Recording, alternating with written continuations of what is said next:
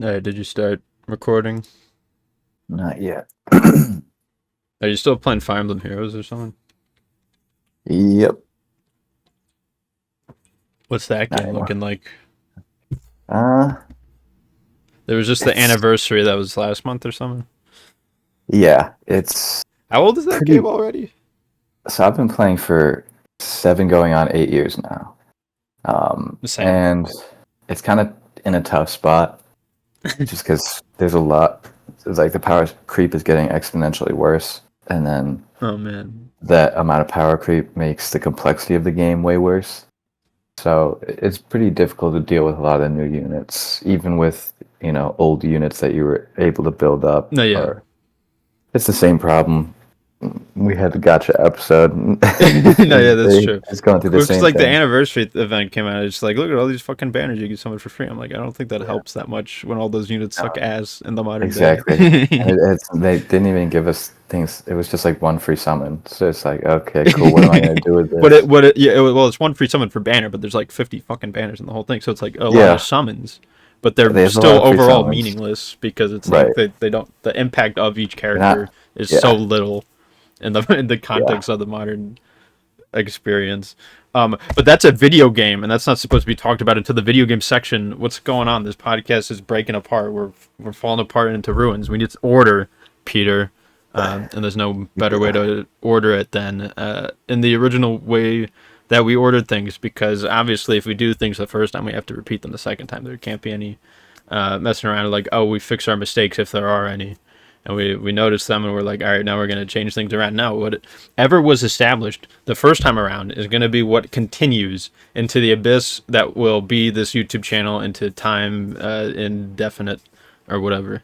So yeah, we got a movie section. Peter told me before this episode, before we started recording, and he's like, I didn't get to a lot of movies again, which is fine or whatever, but I did. That's I similar to did. the last episode. Yeah. No, yeah. Well, just like last Unfortunately. episode, you had two there.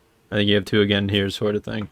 Which is fine. It means that this podcast is falling apart and everything is crumbling down and falling into ruin, but it's fine. Okay, we're still here. But I will get us started off with a film that's been on my watch list for a long ass time, and the concept to me originally felt really weird and out there, and so I thought it would be like a cool niche thing. But then, like, eventually, I saw the ratings of it. I'm like, what do you mean? People don't like it. It's such a cool, weird, unique thing. It looks decent. It's got a cool poster. Got a somewhat decent concept that could go anywhere in its execution of it. That film, of course, being Batman Ninja from 2018. And this is I remember seeing that. have you watched it or you just seen I have advertisements for not it or watched something? it. I've only, saw the Seen it around. trailer and the movie poster. Yeah. It's a very striking visual, and was very attractive to me as a kid. Yeah, right. Like it As sounds a big cool. Like, fan of oh shit, Batman. Oh, Batman is a ninja. Whoa, that's funny or weird. Not funny, but it's like out there and weird and just overall sort of interesting, or at least so you think. But the ratings don't lie. Okay, there's a reason why this one has not such great ratings overall.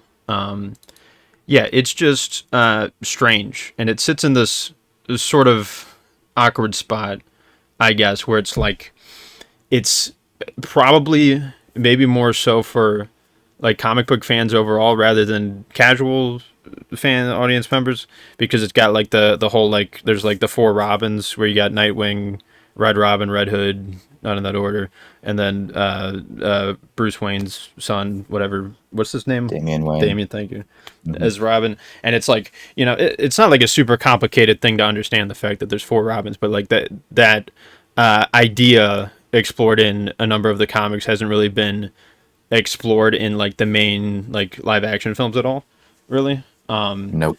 And so I assume most people don't even know that like there's multiple Robins, or if they do, it's again, not that it's like this crazy out there super complicated idea that's hard to understand.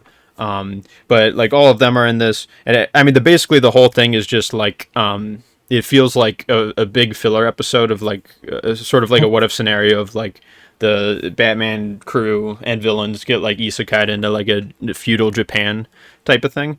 And like it's fun enough when it comes to like the visual art style of things, but that's like the other thing. I've never seen like a movie handle the visual style, the art style, and like the backgrounds are great too. But the like animation quality is just like all over the place. Like some of the action scenes Mm. look decent, but when it's just characters like walking and talking around, like it looks so not great. You know, it's like it's so weird. Like, because usually those things go hand in hand. It's like good animation, good visual style, or you know the bads of that usually don't have one or the other. But this one sort of has one good, one not so good, which is interesting. And yeah, it sits in this weird spot where it's like, yeah, it's basically it feels like filler. The plot is like kind of dumb.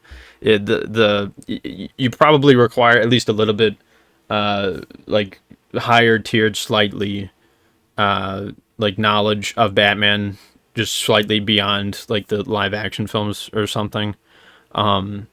Like a little bit of comic book stuff, but I feel like it doesn't really offer like there's no like specific shit that's going on, like no like character arcs explored really, or like references to specific comic book entries, at least from what I'm aware of.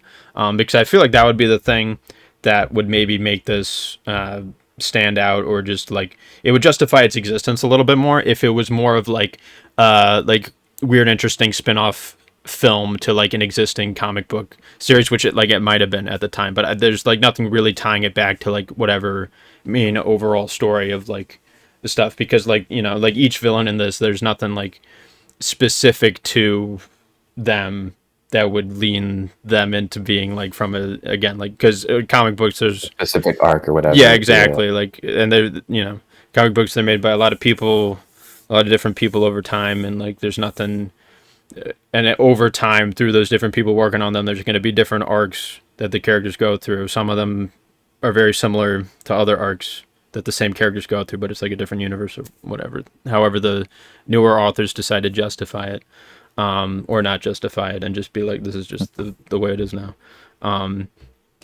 Not that I would know much about that either way, but it would be cool if this, you know, either did more unique stuff somehow in the story, or weaved it back into an existing arc that was specific enough for like comic book fans to be like, oh, this is the coolest thing.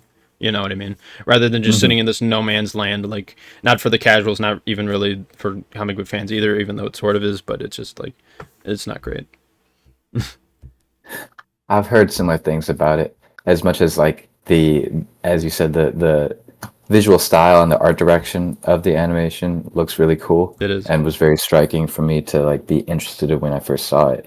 I remember seeing reviews come out being like, yeah, it's not all of that. Mm-hmm. The visual style is definitely handling a decent amount for this one, and so I never got around to picking it up. But as a big, very big Batman fan, I'll probably end up seeing it at some point, Mm-hmm. just so I can figure out the definitive rankings on every single piece of Batman media Yeah, of all sure. time. Why not? Yeah, I'll put that together. Yeah, yeah, you'll be the Sure. one.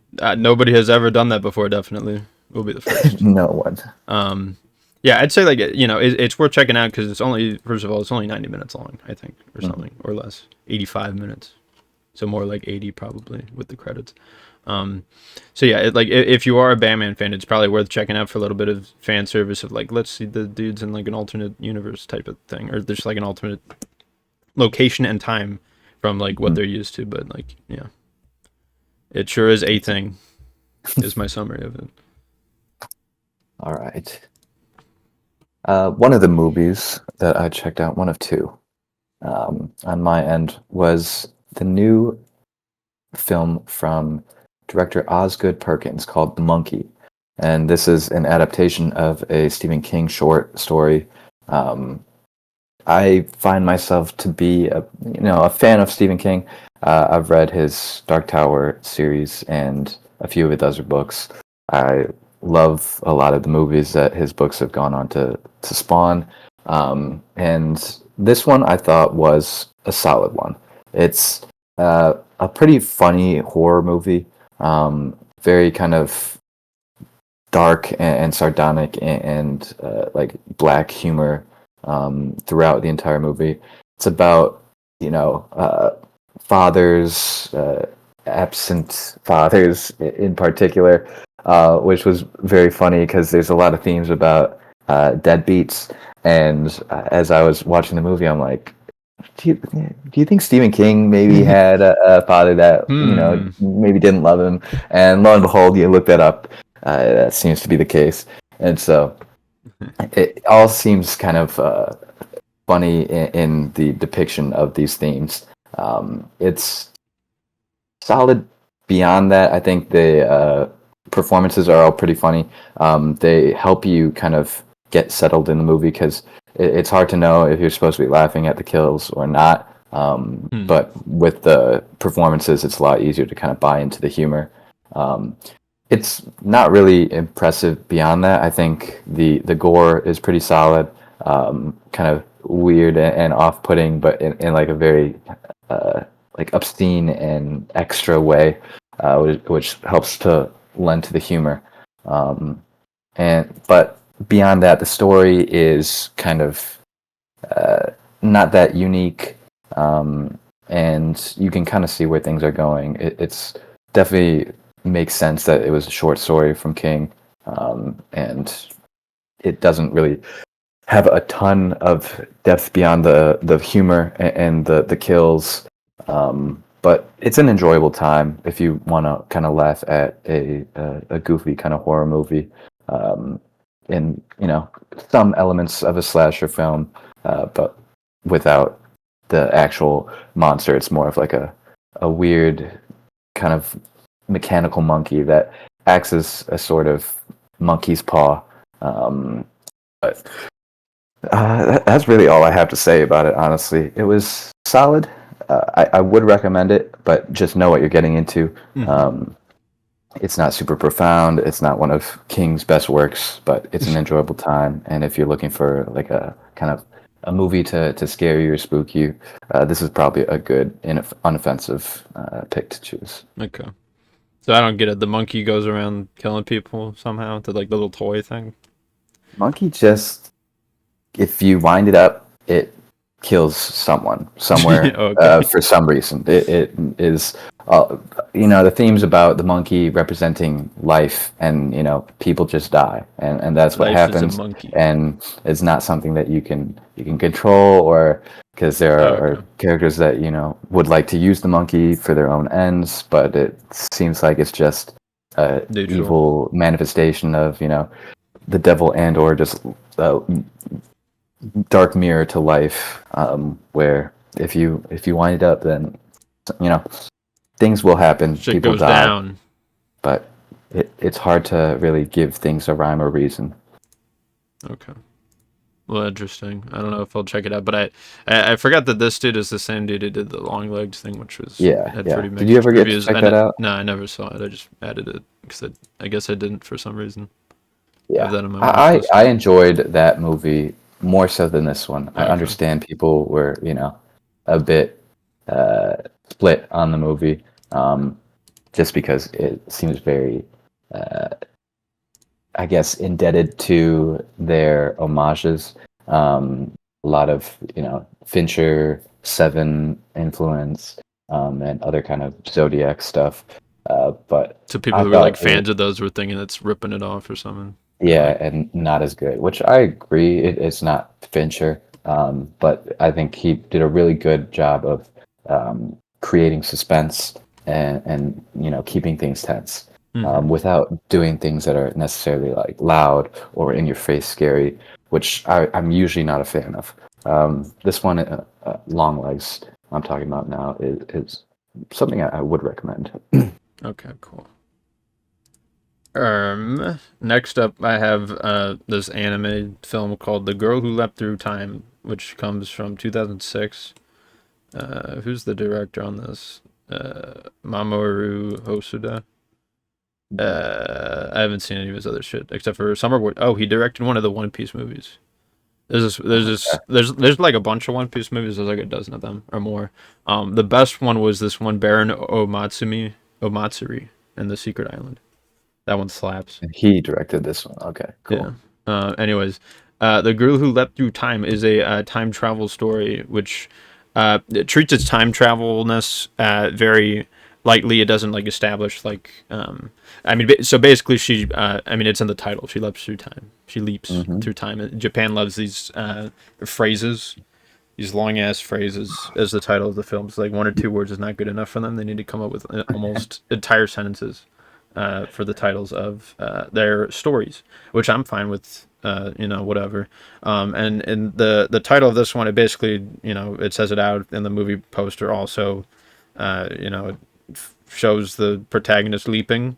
Seemingly, she's about to go through time or something. And it doesn't really explain like, how the time loop stuff works. Where it's like, if she leaps off like a higher point, or like the further she goes, the more back in time she goes. Like there's nothing really about that. It's kind of just like when she jumps and goes through time, she sort of just ends up wherever she sort of wanted to end up at. It's very like surface level stuff. But what I like about this one is that she's sort of using it in like shallow, sort of silly ways. Where like, I mean, the real story comes between like I don't even know to call it a love triangle, but just like her romantic life, sort of, I guess, in high school, where she like doesn't really know what kind of person she even likes, or like maybe, I guess, to a certain extent, who she is also, by like, extension of that, which is just silly teenage things. And it's, she's being shallow about it, where it's like there's a guy like confessing to her and she's like, I don't know how to react to that. I'm gonna go back in time so I don't have to be in this situation and stuff. And it's like, it's kind of funny. Hmm. Overall, that's how I would describe it. It's nothing like super emotionally like the most resonating thing ever. It like by the last like 20-30 minutes, it does that. Like, I feel like a lot of anime films that tend to do this, where it just kind of goes off the walls, and it's like it becomes much more conceptual rather than just like sticking to like character stuff, where it's like, I mean, I don't know, it's just like weird and like difficult to describe without spoiling the gosh darn thing. But it's a decent, nice little time in 2006 anime land, so I'd recommend it, I would say. Cool. I am familiar with the director because I haven't watched any of his stuff, but I've heard of the Wolf Children and the Boy and the Beast as some pretty celebrated movies, Hmm. honestly, anime movies. Yeah, But I guess I'll have to check out this one as well from yeah. him. The Summer Wars from him is fun also, and the if you like One Piece, out of all the One Piece films, worth watching, because I've seen all of them, unfortunately. The the best one is the Baron of Matsuri and the Secret Island. That one slaps. Cool. Seems like he's had some pretty successful filmography then. No, I know that's what I'm seeing. He's also done Digimon movies. Not that I know anything about that, but okay, go off. uh, the other movie that I ended up watching this month was the new one from Steven Soderbergh called Black Bag. And Oh, okay. this was a good one. I enjoyed it. It's very clinical in like every sense of the word. It feels very calculated in its filmmaking. A very concise story. Just a good kind of spy thriller about intelligence agent and his kind of the problems that he faces when his wife, who is a fellow intelligence agent, is suspected of betraying the nation, and so his his character Michael Fassbender's has to kind of decide what to do and figure out what story is accurate and who to trust and all the usual things that come with being a spy thriller. Hmm. Um, and this one is has a great cast, really good, like simple and straightforward dialogue with that does a good job of keeping things interesting and the puzzle or the mystery still engaging. Really great acting throughout to bring the dialogue to life, and um, nothing incredible from this movie, but I think it's just a really solid time throughout. I liked Michael Fassbender's character a lot. I think he does a really good job with characters like these, where I'm thinking of his David character or the character from his most recent foray with Fincher, the Right. killer, where he's kind of that stone cold like really clinical kind of master of some sort of area, usually like the android or the killer, or in this case, the spy. And he does a really good job with that kind of cold, dry humor, and the movie is surprisingly funny. But throughout, it's just like if you're looking for like a movie, this is what I would think of. No, It's yeah. nothing that you haven't seen before, but it's executed very well, and seems like it was probably pretty uh, cheap to make, honestly. Um, Everything, it looks great, but there's not a ton of action or anything. It's a lot of just talking, dialogue, and set pieces that kind of help with furthering the tension between characters, and helping to further out the mystery of behind who or what is actually happening with the problems that the intelligence agency is facing. So definitely would recommend. Yeah, Mm, I'm pretty much completely with you on all of what you just said. I can't remember mhm. when I saw this movie, if it was in the last month or before that.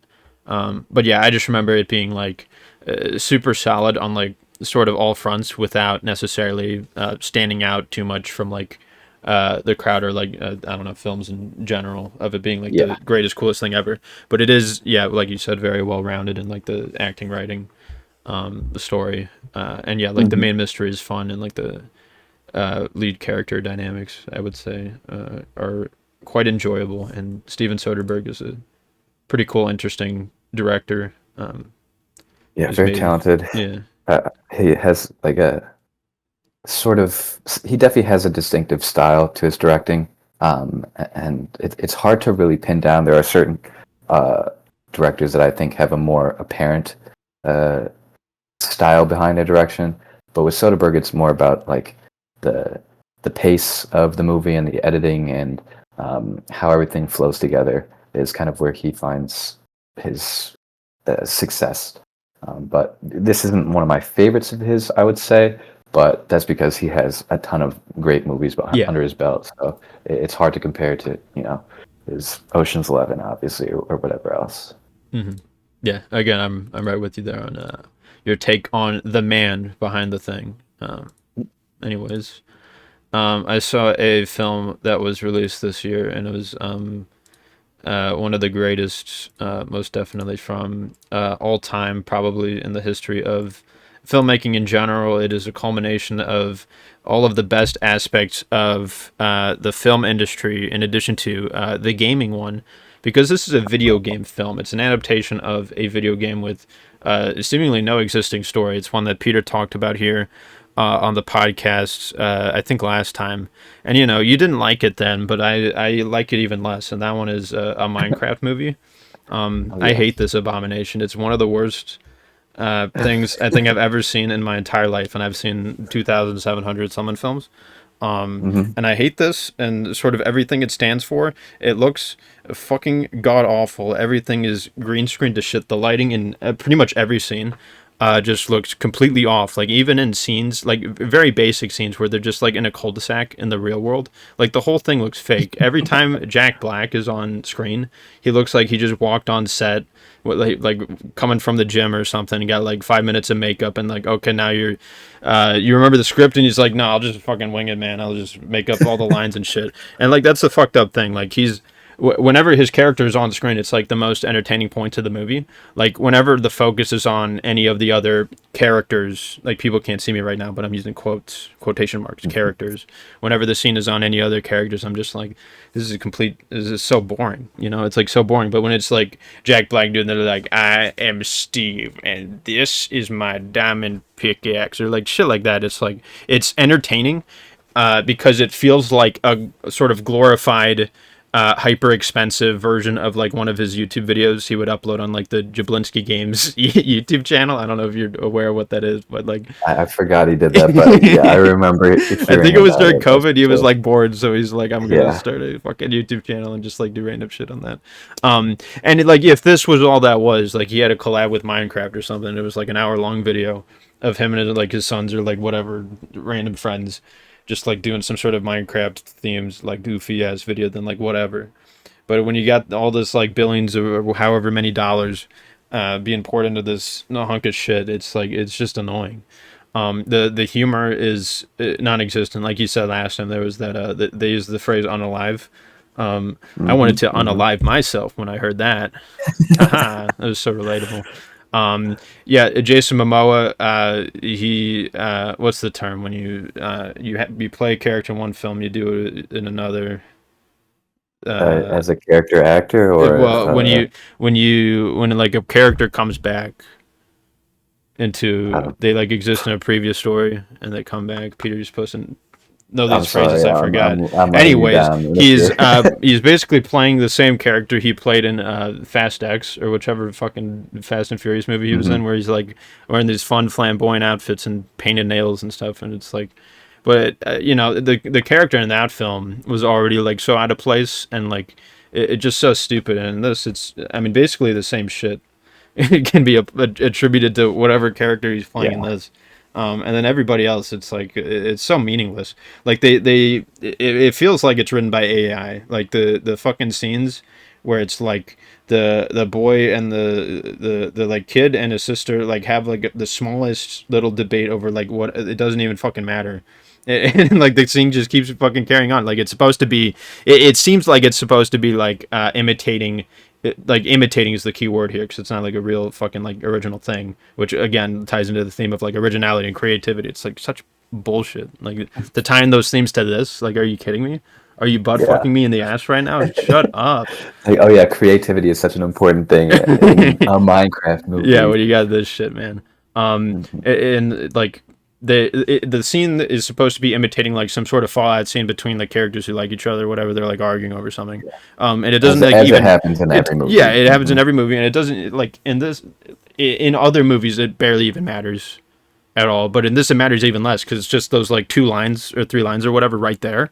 And then the next Yeah. scene immediately moves on, and Steve is like, "This is where I craft my fucking like cup for my balls or whatever," and it's like it doesn't even give a shit about like any of the things that it's trying to do, and just like ultimately everything feels so pointless. Like there's the scene where Jason Momoa like sacrifices himself, and then it's like I Oh, mean right as soon as it's it so happens, I'm like I embarrassing. know that Yep. that's not gonna matter at It all. It's doesn't just gonna matter. show back up in 15 minutes, and lo and behold, that's exactly what happens. Who could have expected that? Yeah, and the the humor, yeah, it's complete dog shit, and like the B plot with the Jennifer Coolidge and the fucking villager, it doesn't even matter at all. It's just played out for laughs. But like the thing is, like the Jennifer Coolidge, she's known for like I don't know I guess most recently there's the TV show The White Lotus. called White Lotus. Thank you.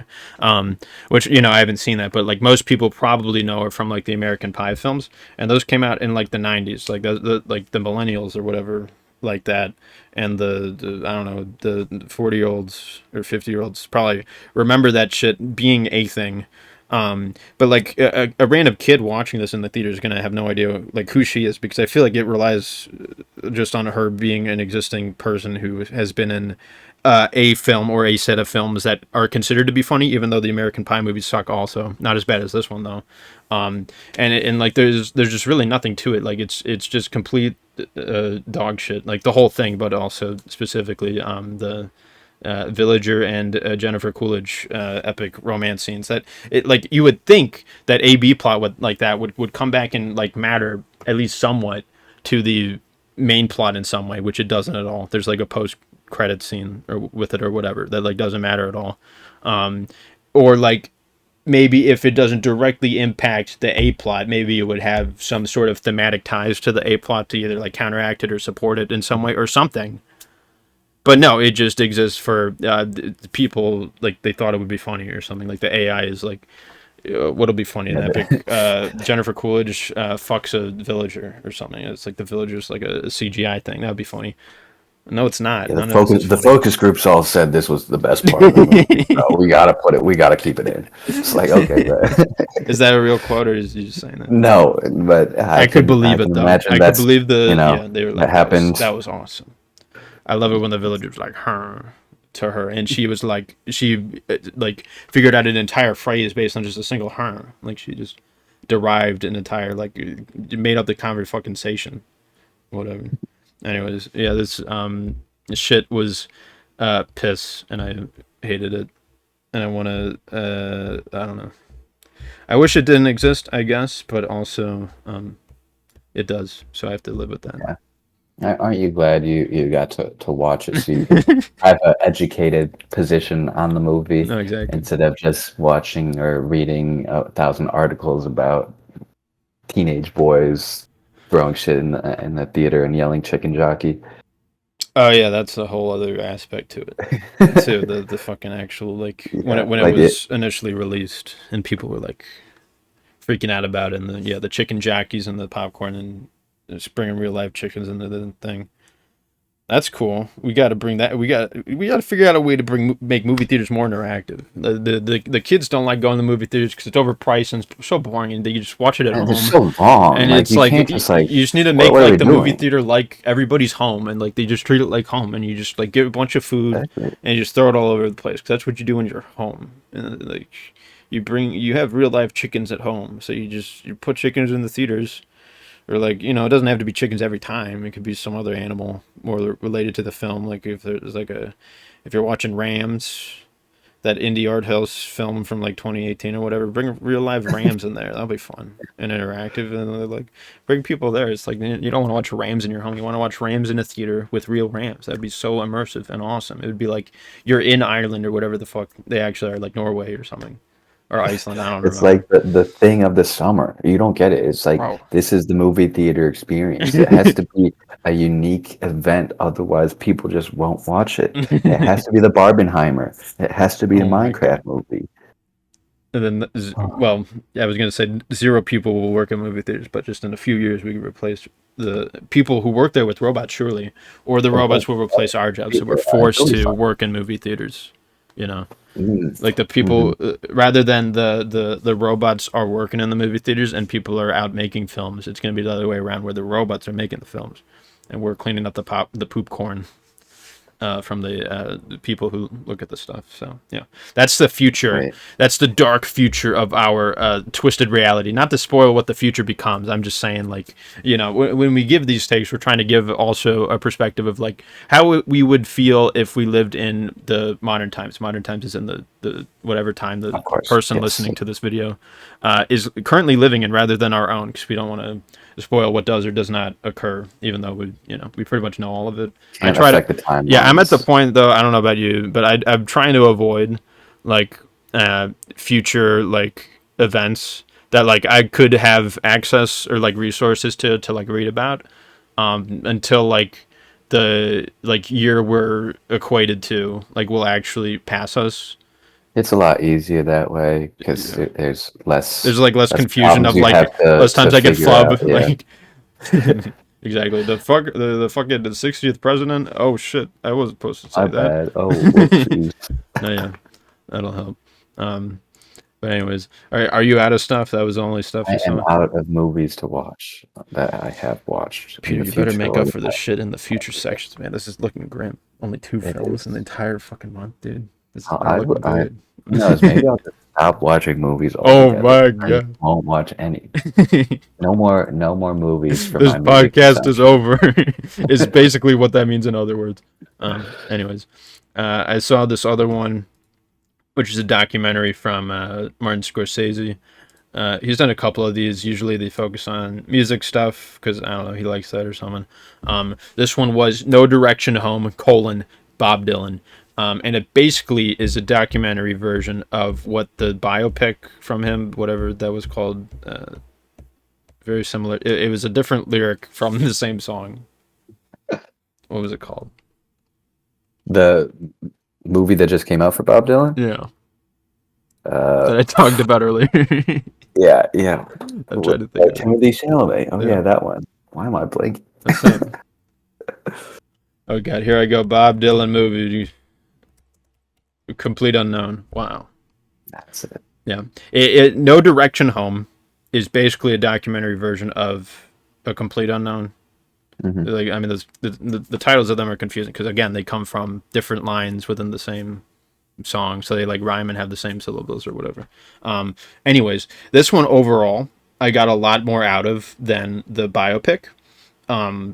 Turns out if you just have a thing featuring like some sort of archival footage of either interviews or like footage of the man, the myth himself, both doing live stuff and other like random messing around type of things, and also interviews from himself and various other people in his life, and you put them all together and edit them in a really cool, cohesive fashion. You have a pretty cool and just fulfilling, I guess, overall experience of just whatever the time period story thing was. And it's not to say that biopics are pointless and we should only do documentaries, and say like the fictionalization of things is it can be fun as well. I just feel like the A Complete Unknown didn't quite deliver fully on that, because it's, I mean, I already said my piece with it, but it's just like too repetitive. And interestingly, this one is longer but less repetitive. Or actually, they're about the same length. No, this one's longer because this one's almost 4 hours, I think. 208 minutes. That's a little bit over 3. And then meanwhile, this one's No Direction Home. Meanwhile, A Complete Unknown, the biopic, was like 2 hours 40 or 2:30 or something. So this one's a little bit longer, but also less repetitive somehow. And again, it's saying basically like the same time frame of like him doing stuff, but just like more profound, more interesting. You get down to like the wider intricacies of him and like the stuff I guess he's going through. Again, it doesn't mean that A Complete Unknown is completely worthless. It just I already wasn't super into that too much, and then seeing this, it's just kind of cool, I guess. I don't know. It's an interesting thing to see like two, one a documentary and one a fictionalized recreation of events, sort of tackle the same things, obviously doing it in different ways. But therefore, because of their differences, they're pulling off different things. And I could reasonably see people preferring one to the other. I feel like this one is just kind of a straight upgrade, I guess. Obviously, they're both different, but yeah, I definitely got more out of this than the other one. So yeah. Very cool. I'll have to check that out because, I mean, as much as I'm familiar with Scorsese's work, I'm not super familiar with a lot of his other like documentary stuff. Mm-hmm. I know he had the George Harrison one. Yeah. But I do want to check it out just because I'm a big fan of both of them. So yeah, I'd say it's worth looking at, even though it is, it is very long. It's like I said, over 3 hours. And it's split up into part 1 and 2. So I watch part 1 in the morning or afternoon or something, and then watch part 2 at night. And I mean, you could just watch it all in a row. I don't know, but I feel like splitting it up was kind of nice. Also, you could even do it split across a day. You don't have to even watch the whole thing in one day. Wow. But I did, because it's like, that's only one movie, so I have to do it all in one day, type of thing. But not everybody has to be on my level. Not everybody can even be on my level of watching 30 or 31 or 28 or 29, depending on how many days in the month there are. Films in a month. I understand that it's hard, and I understand how people would maybe want to try it out. Basically be a tourist to movie a day, just do it for like a year or so, and then just dip out. Like, it's not for everybody. Anyways, the word tourist is a funny modern internet word. Mm-hmm. Because it's so dumb. It's like you're making fun of people who are like more normal than you.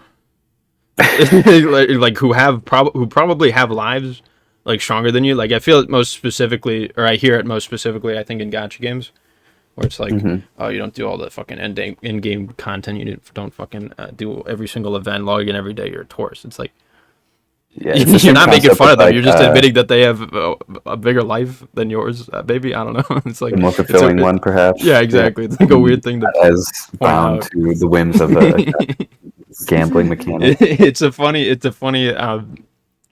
word that sprung from the results of the modern internet, where now we're making fun of people for being. I mean, it was already that there was the term normie and shit. Like, and I get that. Yeah, and NPC now feels the same. This just feels like another level, though. It's like, come on, are we really going here? Like, it's silly. Anyways, whatever. Last film I want to talk about was one I saw somewhat recently. It's called Hundreds of Beavers. This is an indie film, slapstick comedy.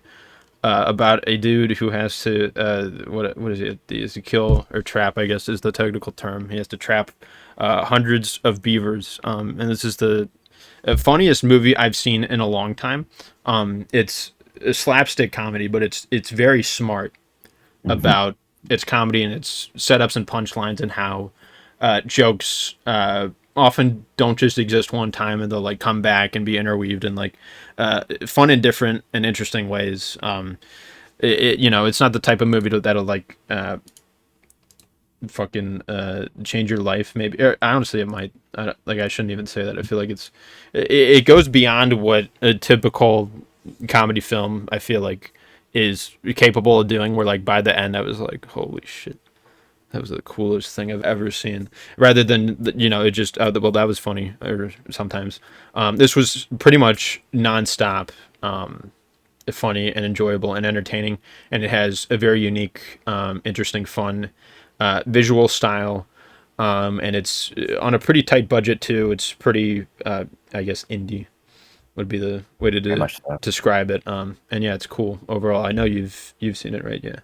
Yes, I'm a big fan of it. I first was familiarized with it through the main actor, who also is a director. He did the movie called The Lake Michigan Monster. His name is Ryland Brixton Cole Twos, which is an incredibly strong name.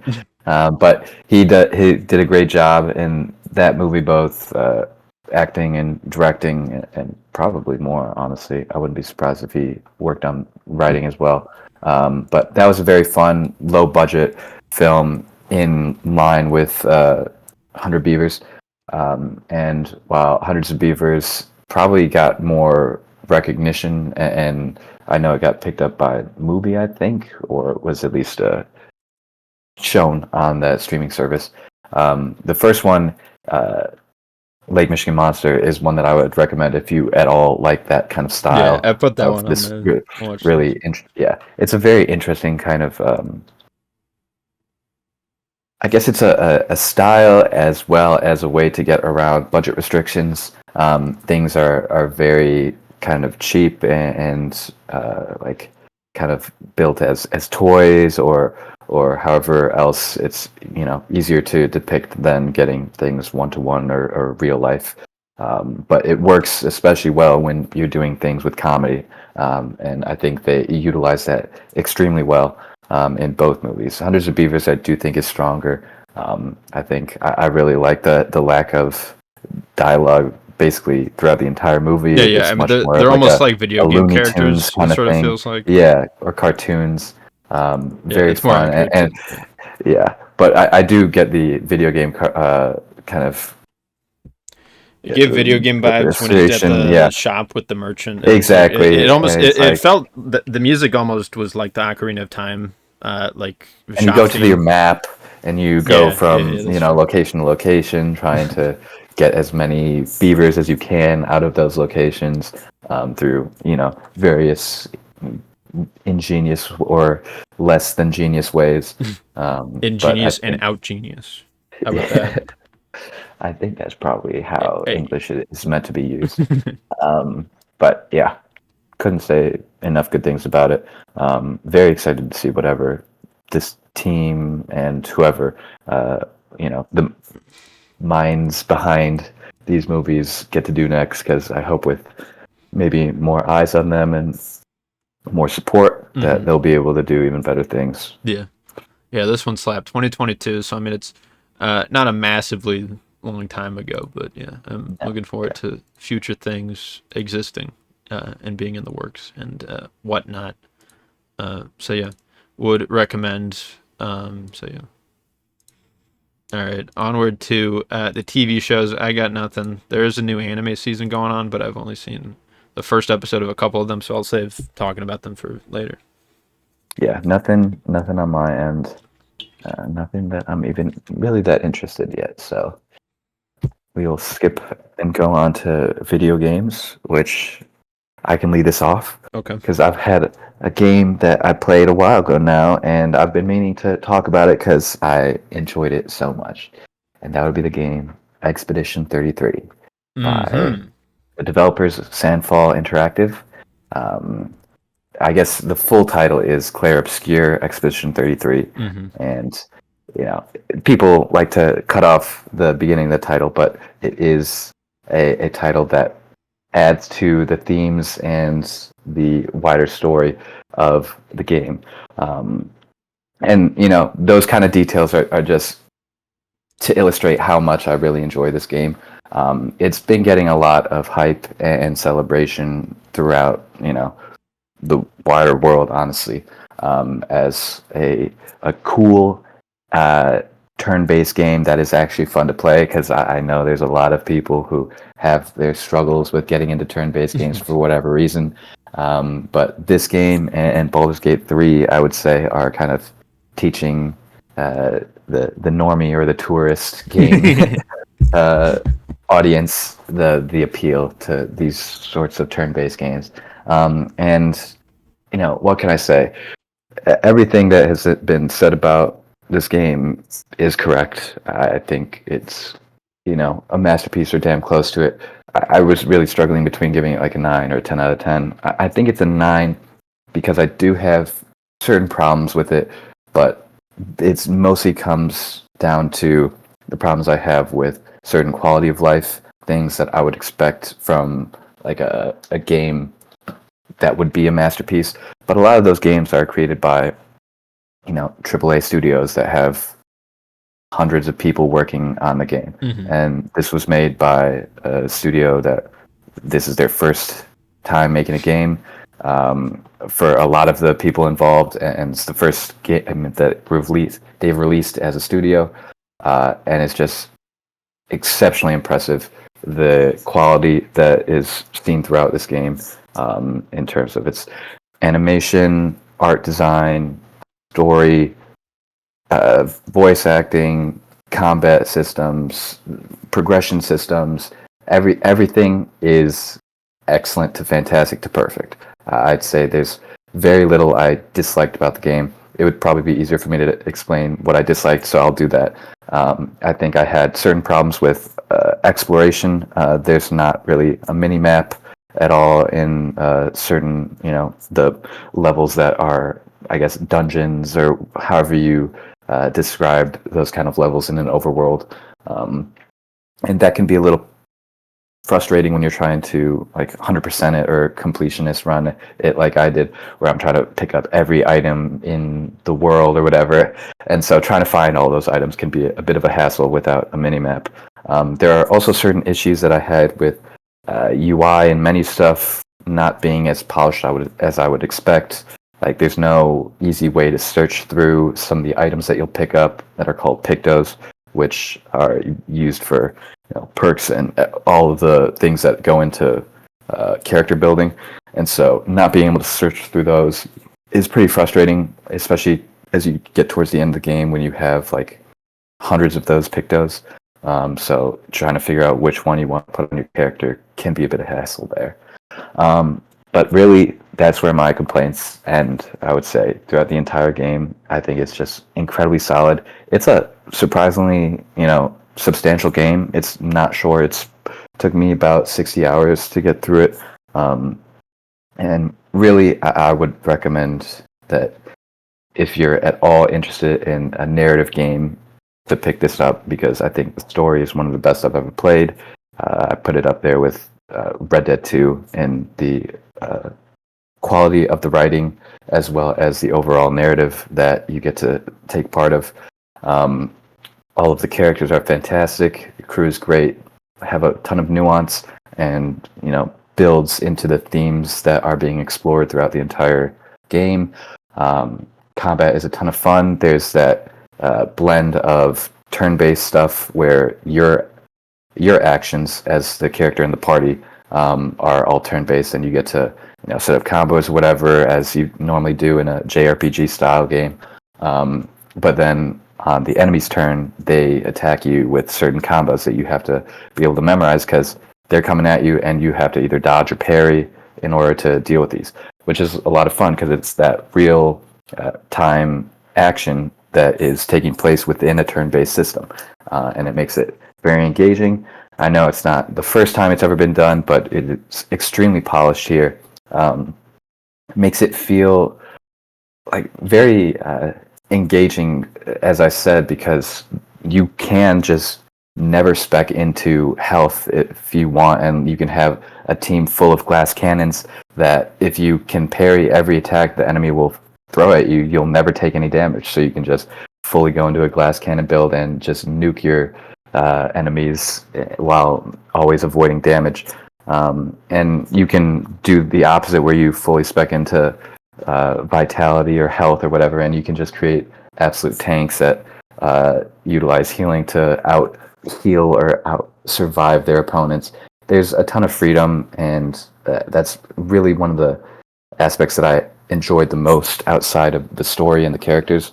Would be the combat and the character builds and the gameplay progression system, because they really are not afraid of letting you just break the game and create some ludicrous builds that just utilize the constant damage multiplication and additive stats and perks that you'll pick up through these pictos in order to just create absolute monster builds that will hit for like an insane amount of damage. But there is an interesting aspect where a lot of this is capped at first. There's a damage cap of 9,999 that exists in the game for a while that you won't really be able to get around until later in the game. And so in order to get around this cap, once you start reaching it with regularity, is you have to start using attacks that do multi-hits or whatever. And so you kind of spec into those builds or those skills. And yeah, it's just an incredibly fun game. And like I said, it's just the fact that it offers so much in terms of quality throughout all of its aspects that I think is so impressive and really worth checking out. Yeah, support this team or whatever. I think they knocked it out of the park, and I definitely want you to check it out specifically because I know as a JRPG connoisseur, I am sure you'd appreciate this one as much as I did. Yeah, cool. Except this one is technically an FRPG for French. Right? FRPG, exactly. Not that there aren't really too many of those that exist. I mean, Liza P has like French influence, sort of like with the Pinocchio. Yeah, but it's still made by not like an developed American. by. I think it's a. Is it Japanese? Korean or Japanese, maybe? Korean could make sense. Yeah, but I can see that. Yeah, definitely. Yeah, I do want to play this game. I'm looking forward to playing it somewhat soon. I'm waiting to get a slightly better desktop PC setup. I think to play this, I could play it on PS5. It's not that graphically or technologically intensive. Honestly, I was able to run it pretty well. But I do get it. It's a very pretty looking game. It looks fantastic. And so getting a good system that can, show it off is definitely worthwhile, I think. I could play it on PS5. I don't know. I guess we'll wait and see. But yeah, I am definitely looking forward to this one because I've heard pretty much nothing but good things about it. So yeah, and that had me hesitant at first because it's like, okay, how good could it be? Like, this is the 10 out of 10 that everyone's been waiting for. Let's see it. Oh my god! Oh my god! It was. I'm so wrong. A story that's rich in humor and as well as a ton of loss, dealing with themes of grief and the coping with that. Just a really nice, mature, and intelligent story with characters that fit right in. Could not be more happy with it. Yeah, cool, awesome. Yeah, I look forward to playing this and continuing our discussion then. And then, okay, so my first one, I need to say it first to get it out of the way. There was a video game I mentioned a long time ago, a couple months ago, playing it, and I mentioned it a couple of times, I guess. And it is a gacha game, and I'll just say it. I'm still playing Wuthering Waves. I found it to be still cool and enjoyable overall, and I think with each update is a general, on average, increase in the quality of it, and the new locations and the new characters that come out are cool, and not the worst, most unbalanced mess of a what typically these gacha games lead to. Um, and I liked it so much that I put I have a job now, and I put the my resources gathered from said job into this game a little bit. Wow. Wow. In other words, I spent money on this video game that's free to play. I spent a little bit of money. But Peter, So I want you to guess. no I longer want you free to to play. guess how much money I spent and what I spent that money on in game. Well, I would say that you would spend $10 or less. On what? That's a good question because I don't know what is offered in Wuthering Waves, but I think often for a good, I guess, financial choice would be to unlock a sort of battle pass or whatever the equivalent would be in those gotcha games, because there are the options to purchase orbs or primo gems or whatever the premium currency is, Mm-hmm. but usually that is not the best deal.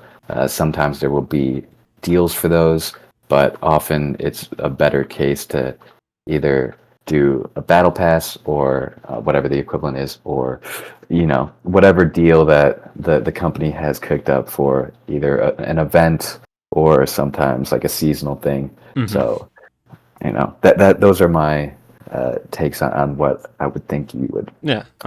That's a nice guess that is kind to me as an individual, to my character, to attribute that sort of. I would have that level of thoughtfulness going towards my purchase in this free-to-play video game, and so I spent in total around $40. Okay. Here's the way I rationalized it. Right, I spent over like 150 or so hours in the game.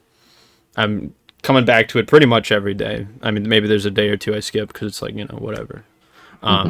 But it's this game that I've invested all this time into. I'm still enjoying it. I figured I would quit eventually, but like the updates haven't really gotten any worse overall. Like there's some events are better than others for sure, but it's not like the game's dying or whatever. There's always going to be people who are saying that. But like, I mean, I don't know if you actually sit down and play it, which, is a pretty big time investment and potentially a financial one if you are that kind of person. But the way I saw it is I'm putting all this time into it. I'm still enjoying it somehow. So it's just like, a way to support the developers on my behalf towards, just making this game that I like. Because I could continue to play it for free and essentially rob them. And, you could make the argument that they deserve it because they are this a company making a predatory system of a game, disguised as a video game or whatever you want to, rationalize it as. But the fact of the matter was that I was in there, I was enjoying it, and I just wanted to support that. So I spent $40 in total. About $7 was on like this sort of what you guessed, not quite the battle pass, but like a separate subscription thing that gives me like the whatever the main pulling currency thing. Like it gives me a certain amount of that like every month, and then the rest of it was on skins and then tax money, like added up. Tax money? Yeah. Oh, okay. Well, Okay, as in like the actual purchase of the subscription was like $5, and then the skins together was like 30, but then like together it became 40. So that's understandable. and I'm of the perspective of like $30 for it was 2 skins in total, but like there's a lot of games that charge $30 for just for one, and I'm of the position of like even like at $10, even $5 for like one skin for one character in a video game is like way overpriced and just completely stupid. Mm-hmm. But again, the way I was looking at this, yes, the mental gymnastics in my head, what the other personality in my brain was telling me was like, I support the developers and I get a couple fun little skins from my characters I play a lot. And if you've gotten 150 hours out of this game already, then essentially you're just purchasing the game for the first time. Hey, that's another. Thank you for further justifying my actions. Yeah, another rationalization. So yeah, I've been through it. Did you spend money on Genshin? Not to bring up never on Genshin. Okay. Yeah, never on Genshin. I have gotten a battle pass or so on Fire Emblem Heroes as a way to, as you said, support the Hey, developers, because they need most it so definitely. bad, and They're not because starving. The it develop brings me the perks. Kuro Games, the developers of Wuthering Waves, their family, them and their families are starving, and they're impoverished nations. I need to support them, bro. I need to. It's basically charity. The money I'm supporting, whatever. It's really hell out there, and they need all the support that we gotcha gamers can get them, I guess. Because if there is one thing to know about gacha gamers, they got a hell of money. Surely they're not spending their life savings on a singular video game. That would be messed up. No, That would be no. something like that would never happen because people are way too smart to do that, right? Exactly. Yeah, I mean, like we said before, the systems they deliver are predatory, but the games can be quite fun, I think, overall. And again, Wuthering Waves is probably like the best one currently out there on the market. Not that I've completely verified that I haven't played every single fucking gacha game, and the ones that I have played, people would attribute me as the status of tourist. I didn't actually find all the cool, really nice intricacies of whatever games, because it's kind of impossible to, even with like more than 5 of them, to like, I mean, to keep up with multiple gacha games at a time, like that's a huge investment that not many people are capable of, like even like 2 at a Depending on time. how much you're willing to spend, right? Yeah. Because obviously, Well, I'm talking like time, that's but the whole like money thing. too. Well, or do you mean time? You're When you said spending spend, you one of mean either time. resources You, usually, or both. if not both. Because if you're struggling with how much time you're putting into a game, then lo and behold, You could just spend a premium shit ton. resources that you could just use to get most of whatever you want. Yeah. Or if you're less willing to part with your money, then you can just grind out the games, as we've said. Or you could you could do your best too. But a lot of games, a lot of the gachas also, some of them are more balanced to you being able to get like whichever character like you can or want, or just all of them. And then some of them are super against that. Like in Wuthering Waves, I have like roughly 50% of the 5-star limited characters, and I started playing the game like a year after it came out, or like close to it. I guess actually no, it's more close to like I started playing it after 6 or 7 months of it being a thing. Okay. And now it's past its first year anniversary, which that update a lot of people had like mixed perceptions on. I didn't really have any frame of reference to anniversary updates for gacha games. Supposedly they were supposed to have more rewards or something, because that's what other gacha games have done. I had no idea, but they did listen to the complaints, and they added some more things. It's like, oh, we're sorry, we spend more money on us or something like that, by giving like whatever additional rewards to justify the update existing or continuing, and the game continuing to exist in people's lives. But besides that, and like that wasn't even a bad update in general. It was just sort of like okay.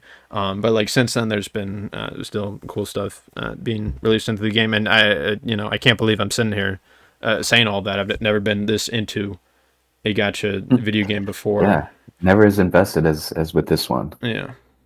It's cool though. I don't know what else to say. Yeah, it's good that you're still enjoying it then, because as much as we like to rag on gachas, like it's a type of game that attracts a wide array of audiences. Yeah. It's pretty casual friendly. Like even this one, like this one specifically is sort of known for like the end game content being like more widely approachable, and it's like it's not just you need this specific set of teams to be able to win it. It's like there's honestly a pretty wide number of like ways to go about beating each of the end game things. So yeah, it's cool in that way. Because like months ago I was like, I will stop playing the game when I get a certain character that I care about, or like if I don't, I'll stop playing. And lo and behold, I ended up getting that character within like 4 or 5 polls, and then the update before that, there was this other limited character who it's considered like the best support in the game or whatever. And I was like, yeah, I don't really care that much, but I'll try it. And I got them on the first get your 10. pity up or whatever. That's the plan. But I got them on my first 10 polls. I'm like, oh my god. That This game happens, loves me. every once in a This game while, loves me so there's no feeling that hits that quite like it. Being it's getting lucky awesome. on your free polls or whatever. Gambling so fucking much. You'll always the next hit. That's when it happens. So always remember that. Well, the next poll. most recent 50-50 I lost. which is on the current banner. But I'm not like too bummed about it because I didn't really need them that much, and it just helps me build up pity anyways because it carries over to the next banner that I would care about the character a little bit more. So like I'm chilling with it, even though like the standard fucking character I got was one I already had 3 copies of. So it's like versus like there's one of them who I would like more copies of, and then there's 2 that I don't have. One of them I care about slightly having a little bit. Not that it matters. So getting this one is the worst of all it was worlds, close to the worst. It was like second to worst, I'd say. Okay.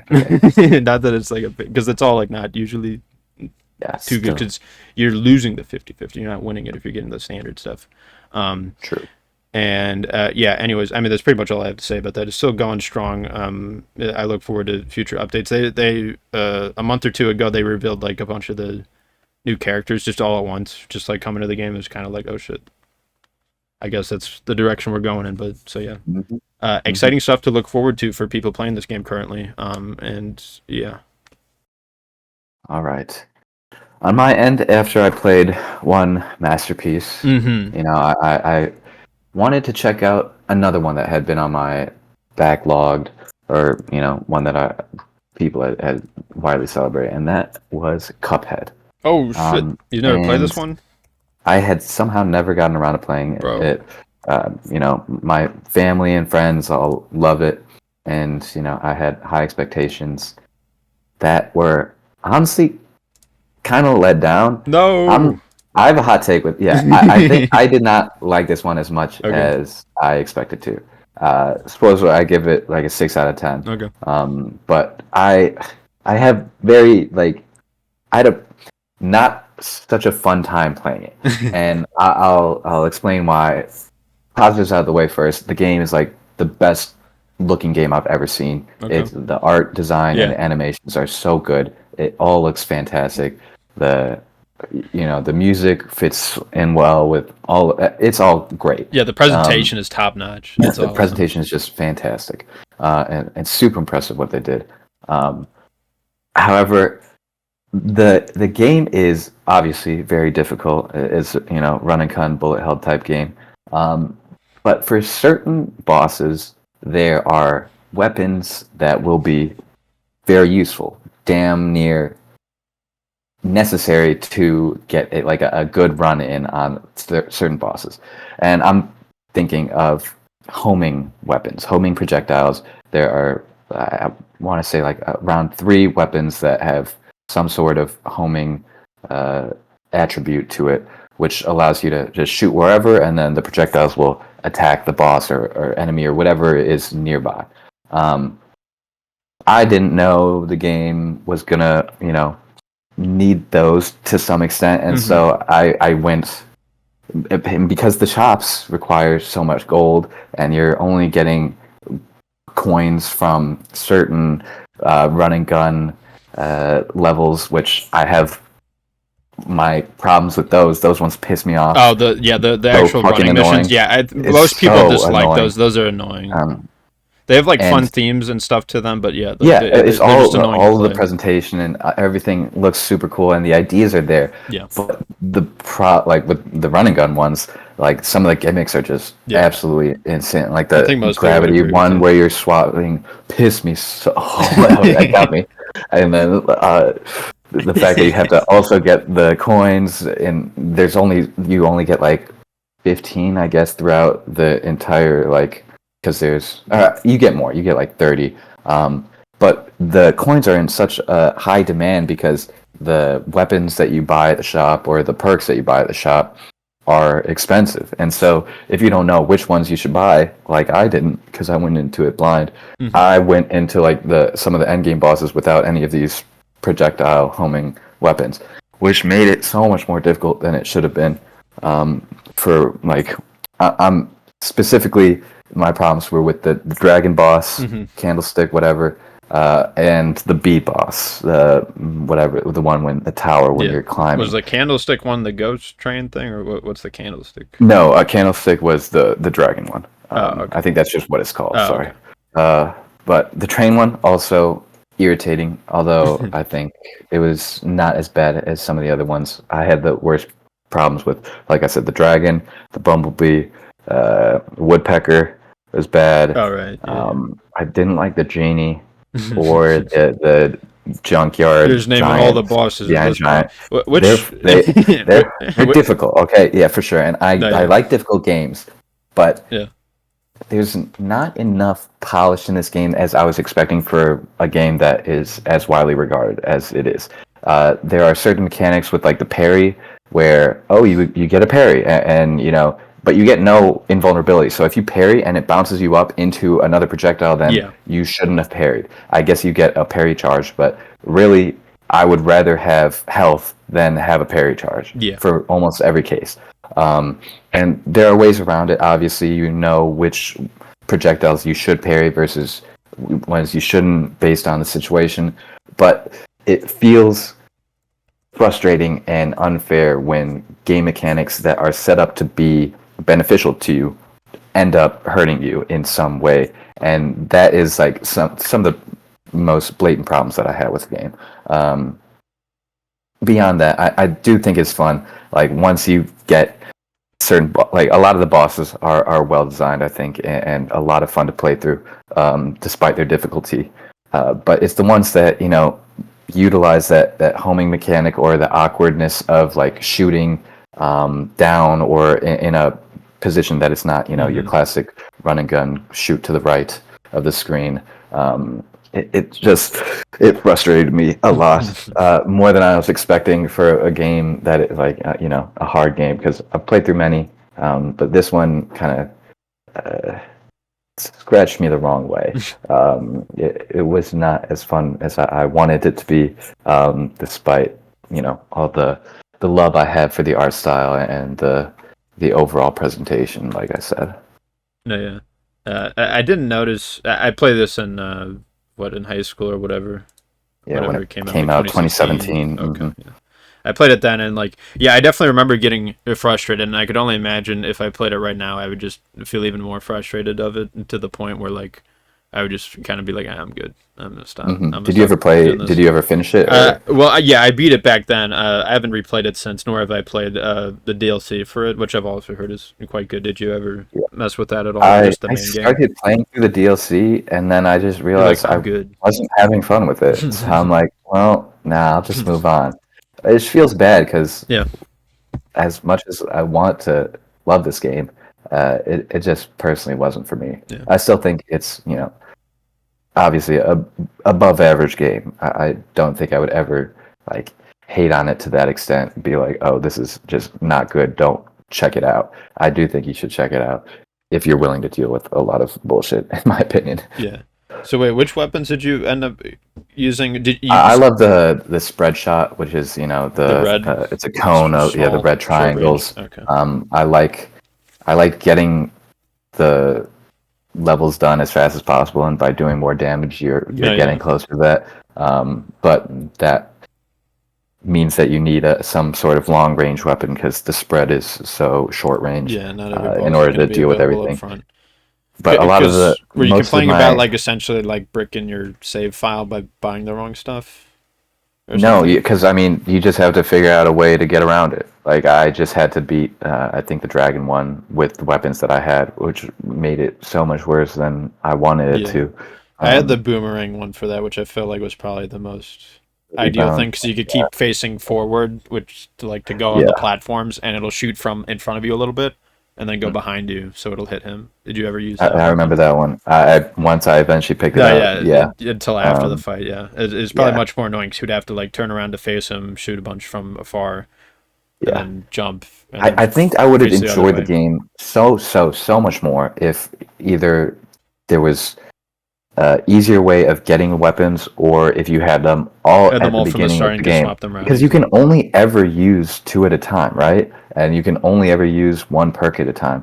So why No, yeah, would you lock these behind a currency that is pretty scarce and then utilize them in boss runs that heavily cater towards certain weapons, and some players might not even have it. It was very frustrating to have that restriction on it hmm because I think the game would have been way more enjoyable if you were able to get a run in and be like, oh, this part is really hard.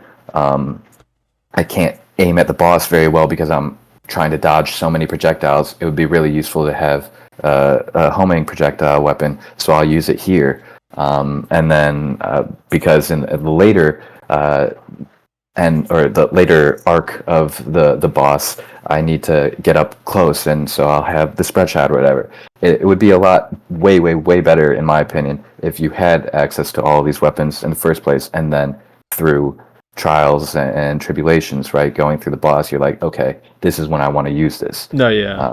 But instead, you have to, make your way through the gutters of, first or second island, get enough money in order to purchase it all, and then you can figure out which works. Which I guess, things are balanced in such a way that it's more, I guess the earlier bosses are more universally approachable, but some of them aren't. Like, I know the frog guys with the casino, like the jackpot casino one, third arc act, that one pissed me off because the whatever some of the projectiles, it really It gives you like PTSD, some of these bosses like thinking about give it. me PTSD. It was not fun, but yeah.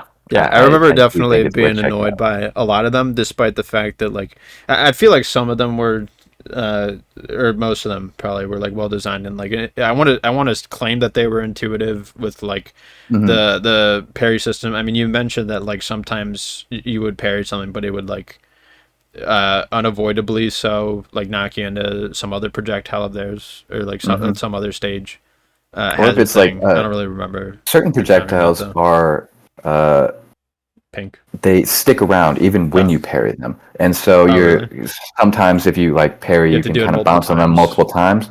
But sometimes if you parry them while you're like entering in the jump, then it'll just like knock you straight into the projectile Oh. and immediately take damage. And yeah, it's very frustrating. uh, as I've That's not said a very million good. times. Yeah, a lot of the problems that I have with this game is just that sort of uh, the dissonance between being a really polished shooter and having all of your inputs go exactly as you want, but with systems that don't really serve those, and making it a pretty abrasive play, in my opinion. Mhm. But everyone else really loves this game, No, so yeah. I'm in the minority here. Um, Yeah, I but remember having yeah, a pretty positive experience of it overall, even though like I would feel frustrated fairly oftentimes. I mean, looking back, thinking back, I don't think it was the most difficult thing ever. Maybe I'm just that very good and epic at it. yeah, this still Um, isn't like the hardest game I've ever played by yeah, far. yeah. Like, but it was not as gratifying as I was Just like willing Dark to put up Souls. with. Yeah, yeah, I find more satisfaction through a game like the Souls games, or a Hmm. game like Sifu, or other hard games like that, than I do with this one. Yeah, see, that's the thing. I find like those ones more annoying because like what's cool about this game is that like it's essentially like the whole game is just bosses. And it leans Yeah, into that which because it's like it is really cool concept. yeah, Like, because it's you just like go around the map and you know what you're getting into. uh-huh. And like when you die, inevitably it like the screen it gives you is like, okay, here's how far you were in the fight, Right, and because there's here's no like health a bars or map of anything. like different phases of like yeah, there's no visual indications of them. So But it's it's just the you get to progression see bar that you see. yeah, upon death, and then you just immediately retry it from the start. There's no fucking walkbacks or whatever the No phrase. checkpoints, nothing. Yeah, there's none of Just that start at either. the It's beginning. just you start from the beginning. And again, in a lot of games with boss fights, there like you'll start back from your last save, or like some sort of auto save checkpoint thing where it's like if Hmm. you load from a certain room, you'll start from there, and then you have to like make your way back, and like stuff like that. It doesn't take very long, but like especially if you're like dying over and over again to these dudes, it's like gonna add up eventually. Any Um, sort of friction between the player and uh, the problem that they're facing, yeah, is going to make the experience worse. So if you're having a problem facing a boss, then every second you're running up to the boss or you're walking up to it is going to make it worse, because you just want to be there and fix the problems that you had in the exactly. first place. And it is Um, it's gonna take you out of that like state you were in like mid yeah. fight. Like you're gonna like go out of that. And then also it for me it just like adds more stress on top of like when I'm actually in the next fight, because it's like, well, if I die again I have to fucking walk again for 3 minutes, Do it again, you know, yeah. or So the however long. anticipation is also the Yeah, problem. it's Yeah. it's annoying, and I don't know, maybe some freaks like that shit, I don't know, but I do not. And so I appreciate Cuphead just being like, here's how far you did that time, all right, go again. And Yeah, it just starts from the beginning. Like it's that simple. Like other games in different genres can just do the same thing, just restart me from the start of the fight, please. Don't make yeah. me It's the go same sort of appeal rewatch a to cutscene to have to skip it again, or like whatever random shit. Like a lot of games do it regardless of genre. yeah. Like It if they reminds have me of boss fights. Celeste, where it has like your rooms that you're trying to clear, or like certain platforming games Hmm. will just have like you start at the beginning of the level and then you just have to finish the level. That's it.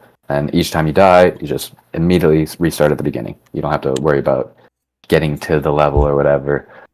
So it's that sort of gameplay loop Right. that Like makes it refresh the a room lot rather than the entire easier. section. Yeah, and it makes it more enjoyable to have multiple attempts, I think. Yeah, it like it's nicer, and it feels like more what's the word? Forgiving to Yeah, some extent. compare forgiving, and like uh feeling, whatever the word, for the player's time, like just nicer Mhm. to that, like Yeah, more accepting of it, and just like we're not going to waste your time by going through the. I'm sure some people who play Dark Souls can justify actually the 3 minute walk back is justified because of these reasons or something. Like I'm sure somebody could come up with something. I just don't see yeah, it. yeah, yeah, I yeah. encourage people in It, the comments defend that's the the thing. walk it, because I am curious. Like I mean, like just because I don't see anything Yeah, I would never remotely defend it. worthwhile about them, like how it benefits the game in some major way. Like Hmm. I'd be curious to see how people rationalize or justify them. I'm not saying that they're only bad, but I just don't see them as anything else at the Hmm. moment. I'm willing to, I'm open to whatever on that idea. But yeah, Cuphead, I remember having a pretty solid time over it. I don't think I'll ever go back to it and check out the DLC. I think again, if I played it right now, it would just mostly piss me off, and I would still have that appreciation for like the music and the presentation is really cool. Hmm. Again, I don't remember much about like the gimmicky of like uh, what like bad perhaps game moments, unpolished stuff that was happening. I wasn't really thinking about video games in that way at that time or noticing things like that. Fair enough. Yeah, yeah. But I mean, yeah, I'm sure if I did go back to it, I would share certain thoughts about it. Um, Hmm. so yeah, it's too bad that you hated the video game and gave it a positive rating overall. That sucks. It's what happens, when you're a mature critiquer, I guess, is you understand the value in Yeah. things beyond your own personal opinions. But that's just me, I guess, or whatever. Yeah. All right. Cool. Um, Next up on my list, I have the most controversial game of the year, the wholesome family experience of Mario. He's driving in a cart in a world. It's Uh-oh, Mario Kart uh-oh. World. The Mario Kart only World. so far exclusive Nintendo Switch game at the time of us recording this video. Um, and yeah, I mean, On this the game Nintendo alone, Switch 2, you mean? yeah, is that what I not said? Yeah, you Not just in said that order. Nintendo Switch, Did I which say two? I there may are have said it two quietly. that could be. We'll see when I edit this thing. But yeah, if I didn't say two, that's what I meant to say. Um, and yeah, this game alone comes with its own handful of controversies. Surprisingly, despite it being a family-friendly, like kid baby goo goo Mario Kart, game, yeah, it's pretty it's for safe everybody. franchise, No, it's really. not. It's not for I guess everybody. It's not. for the Not anymore. hardcore fans who speed run the game, which I'll get into in a second. Um, but I mean, first of all, there's the entire price thing or whatever, which I'll just say briefly. The $80 or whatever is how it's priced as, which is pretty much the first of its kind in the modern era. If I had to justify it, I would be like, oh, the prices of video games were proportionately a lot higher in like I don't know, the 90s or 80s or like something, and it got a bit less, and then inflation happened and the prices of video games did not raise to equate that. But then also stuff like average wages and like minimum wage especially has not also risen in an equal way. So I mean, I don't know. I understand how some people can justify it. I understand why some people also don't like it. I think there are video games out there that could be worth $80. Surprisingly, I'm not sure if Mario Kart World is one of those. I think if you buy the bundle where it's the Switch 2 plus this, where Mario Kart World is essentially $50, I think $50 is a fair price point. I think $60 is also okay. I think once you get to 70 or 80, you're stretching it a bit if we just go by comparisons of existing price points in video games. And obviously, we're going to see, as a result of this, an increase in game prices in general for AAA stuff. I'm sure like almost every mainline Nintendo game going forward for like the next, I don't know, 8 years is going to be $80, which is, just for one game alone, it's like, oh, it's a $10 difference. But like if you're a person who likes Nintendo games like myself, and you want, I don't know, if you enjoy their stuff and you want to buy whatever new games, then it's going to be that much more with each additional purchase, which will add up to the point where it's almost like you like if you take like the difference in like the $80 price point and like the 60 or 71, you're just going to have like essentially a thing where you could have bought a new game, but you can't because the new price is how the way that it is. True. In the future. I guess is one way to think about it. I don't know. And yeah, it's just I don't know how we would deal with it if we wanted to change, if we're okay with it enough. I mean, it's already been proven that like the system sold really well. It's like one of the best selling system launches of all time, despite the like internet doom posting about it. Right. Yeah, the so-called boycotts of Nintendo Switch. No, and boycotts, it's like in theory they can work, but very rarely do they ever.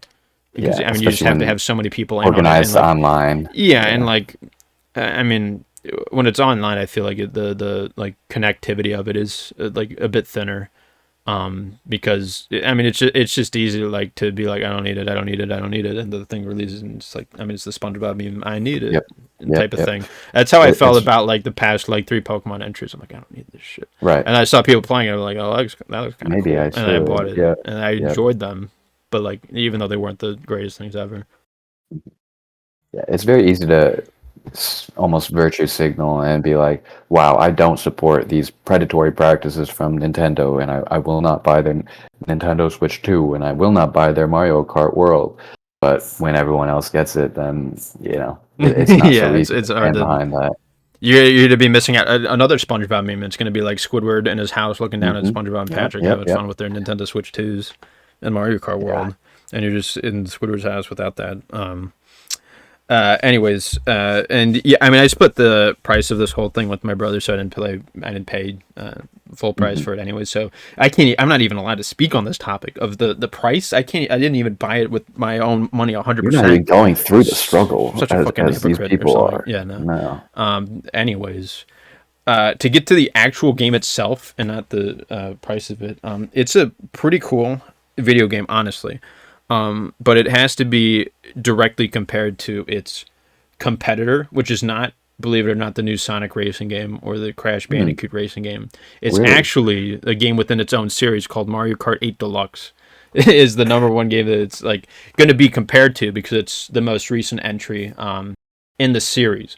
And if you compare the amount of content between them, Mario Kart 8 Deluxe, especially with the DLC that from the Switch version, is going to be more substantial, just in general, because which like makes sense, sort of, because it's like, even though it's an older game, it had a very long life cycle that lasted throughout not one but two console like life cycles. It was on the Wii U, which it had its own DLC thing, and then the deluxe version on Switch incorporated that Wii U DLC into it, and then it took a long as time, but eventually there was additional waves of DLC specific to that version of the game, and like the Switch DLC, it wasn't like the most substantial thing. A lot of the tracks were the Mario Kart Tour tracks, like adaptations of those, which Mario Kart Tour was like the mobile game spin off. I think it's also a gacha game technically. I never played that one. I've heard mixed things about it. But for some reason they were like, we need more tracks for Mario Kart 8 Deluxe for like DLC or whatever, and so they just like put a bunch of the, they were like already making this Mario Kart World stuff, I guess, or excuse me, Mario Kart Tour tracks or whatever, and so they put some of them onto the Switch version of Deluxe. They didn't translate especially well to it, but they were like okay. They like, some of them looked decent, but they were sort of repetitive in theme because the whole theme of Tour was like real life locations that the Mario characters were going through, so it'd be like cities and stuff, and a lot of the cities sort of give off similar vibes to one another. But the unique ones added specifically to that from like nothing else. Like there was like a Yoshi's Island themed stage, which was one of my favorites, and also there's like a bath themed one, which was really fun. And like there might have been one or two others that I'm blanking on, but like overall, the amount of content in Mario Kart 8 Deluxe cannot be understated. It's just a Mario Kart game with the most content, even if again some of that with the tour tracks is like kind of like whatever sort of stuff. And I mean the biggest way, the best way to look at this game is that it's just different. It's going for different things. It's not trying to be Mario Kart 8 Deluxe 2. It's trying to be someone else. And you sort of get that vibe just on the title alone. It's not Mario Kart 9, it's Mario Kart World. It feels like something new and different and interesting. I guess the main thing that they, added to this would be the actual world exploring thing itself, which I haven't actually played really. I've only done local versus races, which, what can I say? They're fun. They're nice. There's a lot of new courses. There's obviously going to be some returning ones. I like for the returning ones, I feel like some of the older versions of them were slightly better. I don't know if that's me being nostalgic or what. But a lot of the new ones they added are cool. There's like new sort of techniques or whatever to play the game. There's like, you could jump with your cart and like go on walls and shit and do like wall riding stuff and like do all sorts of tricks to the point where like you could just kind of approach the maps in completely different ways. Like I feel like this one out of all of them, maybe I guess has like the highest skill ceiling when it comes to like each course, like learning and mastering them. So in theory, that sort of aspect of it appeals to the hardcore fans of the series who like the time travels, who like, whatever, speedrunning it and stuff. And then meanwhile, the like actual like versus races themselves sort of appeal more to like a casual audience, I guess, because there's I think the previous Mario Kart entries had like I want to say they had like 12 racers at once. This one has 24 at once, so it kind of becomes a huge clusterfuck where it's just like you could be in first for like the entire race. I mean, and this was in every Mario Kart too. It just feels even stronger in this, where like you're in like a certain position, like up high in the rankings for like most of the race, and then you get hit by like one or two items, and then all of a sudden like fucking a literal dozen people pass you. Like it's like the like fucking whiplash of you being in like a good position versus bad has like never been stronger in this one, because it's just like, which is always the worst part of those games. Yeah, because there's nothing you could do about it, right? Like it's pretty luck reliant, the versus red, battles of like which items you get and stuff. I'm like there's like skill in knowing the courses, and like which items you get at certain points can help you at like for sure different moments, and like you want to hold on to certain items as you encounter certain parts of the course or whatever, and stuff like that. And obviously this one again, like the wall riding stuff and like knowing that level of the courses and like what potential skips you can do definitely adds another layer to how you approach these things. And then there's also the knockout tour thing, which is sort of like a battle royale type of game mode. I haven't played that yet. I don't even know if I will. It's not really the kind of thing I'm interested in, but basically you like do like 5 different races or something, and then like the bottom 4, it's online mode, and so you're doing it online with other real life people, and so it starts with 24, and then with each like race thing, the bottom 4 get cut out. And I'm sure playing that in online mode is cool and fun, because like if you lose, if you're out, you're just like, ah, shit, and then you just re-queue again. Meanwhile, we did it local versus a couple times, and it kind of sucks because like if somebody like gets out, they just have to sit there as Right. other people keep going. You know what I mean? It's like, Okay, have fun, guys. yeah, I'll exactly. just I'm sit going on my here. phone, I guess. I don't know. There we go. Like whatever. Anyways, it's not like the worst thing ever. It's just kind of it's definitely better online, if I had to guess. Mhm. And as is maybe playing the game in general, it's better to do it on just like one person per system because the game looks really great if you're just one player at a time because they take up the full screen at 60 FPS, whatever pixel number we're at now. And it just looks awesome, honestly. Meanwhile, if you have like more than just one person, if you have two, three, or four people on screen, it becomes increasingly more difficult to see your character and see where you're at on the course. Sometimes the lighting really fucks with you. Like the whatever bloom effects or like the reflections on like the wire, like I can't even see in front of me for like certain parts of some levels, not like the entire game or anything. And it's like 30 FPS or whatever instead of this normal 60. And yeah, I don't know. The world aspect of it seems cool. I haven't actually gone and done that again. I don't know if I will. Um, and this game features a pretty interesting cast of characters. I remember watching like a lot of YouTube videos before this came out of like people predicting sort of the new like which characters would be in the new Mario Kart title, and I don't think anybody could have predicted what actually ended up being featured in this game here. I mean, it's just some wild ass concepts, which like overall I'm cool with. I'm sure people can complain about it or something. Like to me the biggest thing is just like actually unlocking them is like really stupid. So if, certain characters also get like a lot of costumes and outfits and stuff, and those can be unlocked through there's like Yoshi food places in like random parts of the courses, so you could get them during like versus races. If you are a particular character, you eat the meal, you like transform into some sort of outfit based on the location the food is being served at. I think you could do it in like the versus races, or you could do it just in like the world mode. I think also, and that's how you unlock costumes. But then to unlock like the random like minion type enemy dudes, you need to like it's maybe like the worst way I've ever seen like unlocking characters in the video game besides spending money. Like the only way you can like unlock those characters if you spend like $10 or whatever. Gotcha games do not count as like, so you definitely get every character for free. And it's a free-to-play game. If you're paying this one's $80 for a flagship that would game, be fucked then if they were. I mean, hope there's gonna be DLC, which is gonna add new characters. Yes. So you're gonna Yes, there's gonna be a paywall behind those or whatever. But anyways, in a non like paying like way, just like in-game unlocking them, it's probably the worst fucking way I've ever seen it implemented. I don't know how they like made such a dog shit like it's just mind-boggling. Like the way that it works is like there's this character Kamek who's the Magic Koopa who like appears in whatever various Mario titles, and there's a very low percentage that somebody on the course when they're like getting like an item block or whatever, they could get a Kamek item.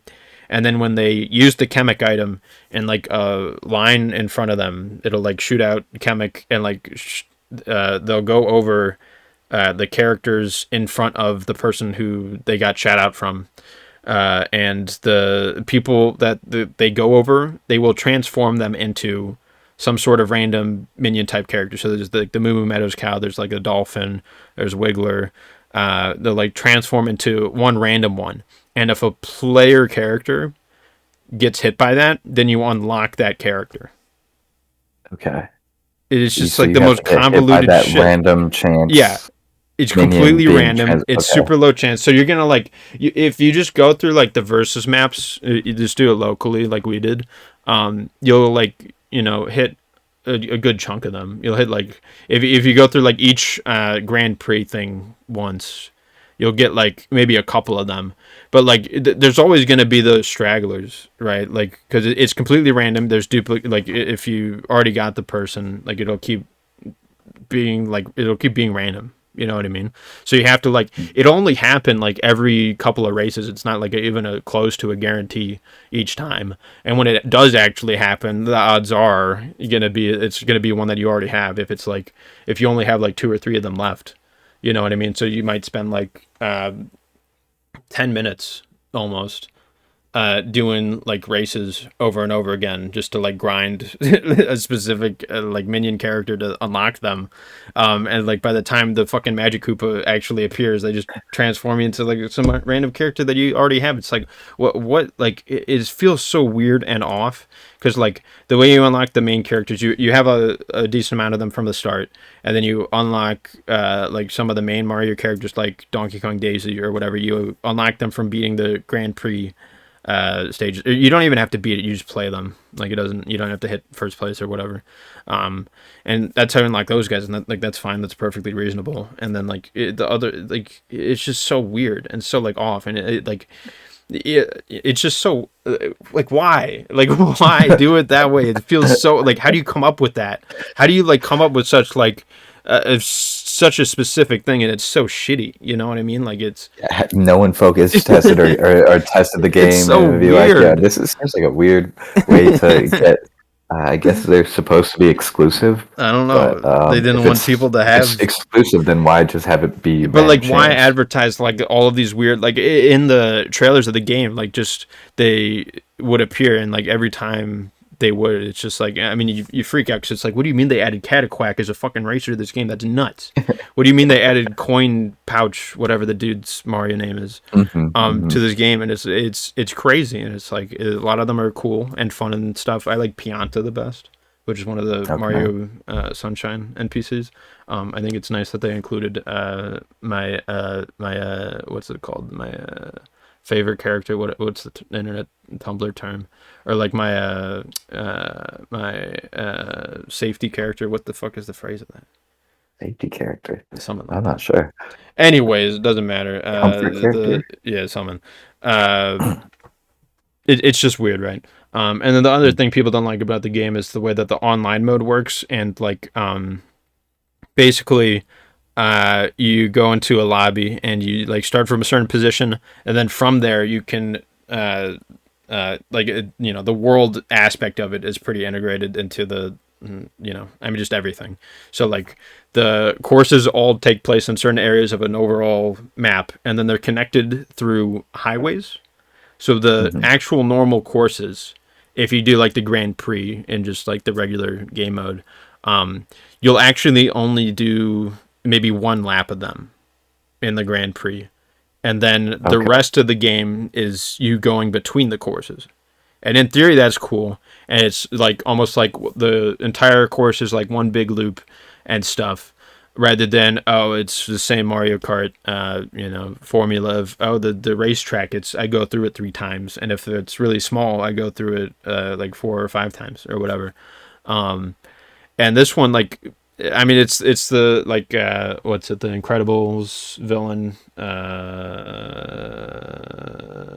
syndrome, where he's like, if all fucking people are super, no one is, and it's kind of like this. Where it's if all the courses are like this one loop thing, then like it sort of takes away that special aspect that they had, because like Mount Wario and like the F-Zero one in Mario Kart 8 Deluxe are like really cool, and they stand out, and they're some of my favorite courses because of that aspect of like each part of it is unique and you're not going through that same loops and shit. But like honestly, truthfully, there's nothing really wrong with the 3 loop structure, and it's it's something that the hardcore fans of the series enjoy quite a lot, because they're used to it for like the time trials and like stuff with like memorizing courses or whatever, and so they enjoy that. And when they try to go to the online mode, what they are looking for is that consistency of, okay, I'm going to do this course. We're going to do this course in the lobby. So that means we're going to do it 3 times, and then we go to the next one. We do it like 3 times or whatever.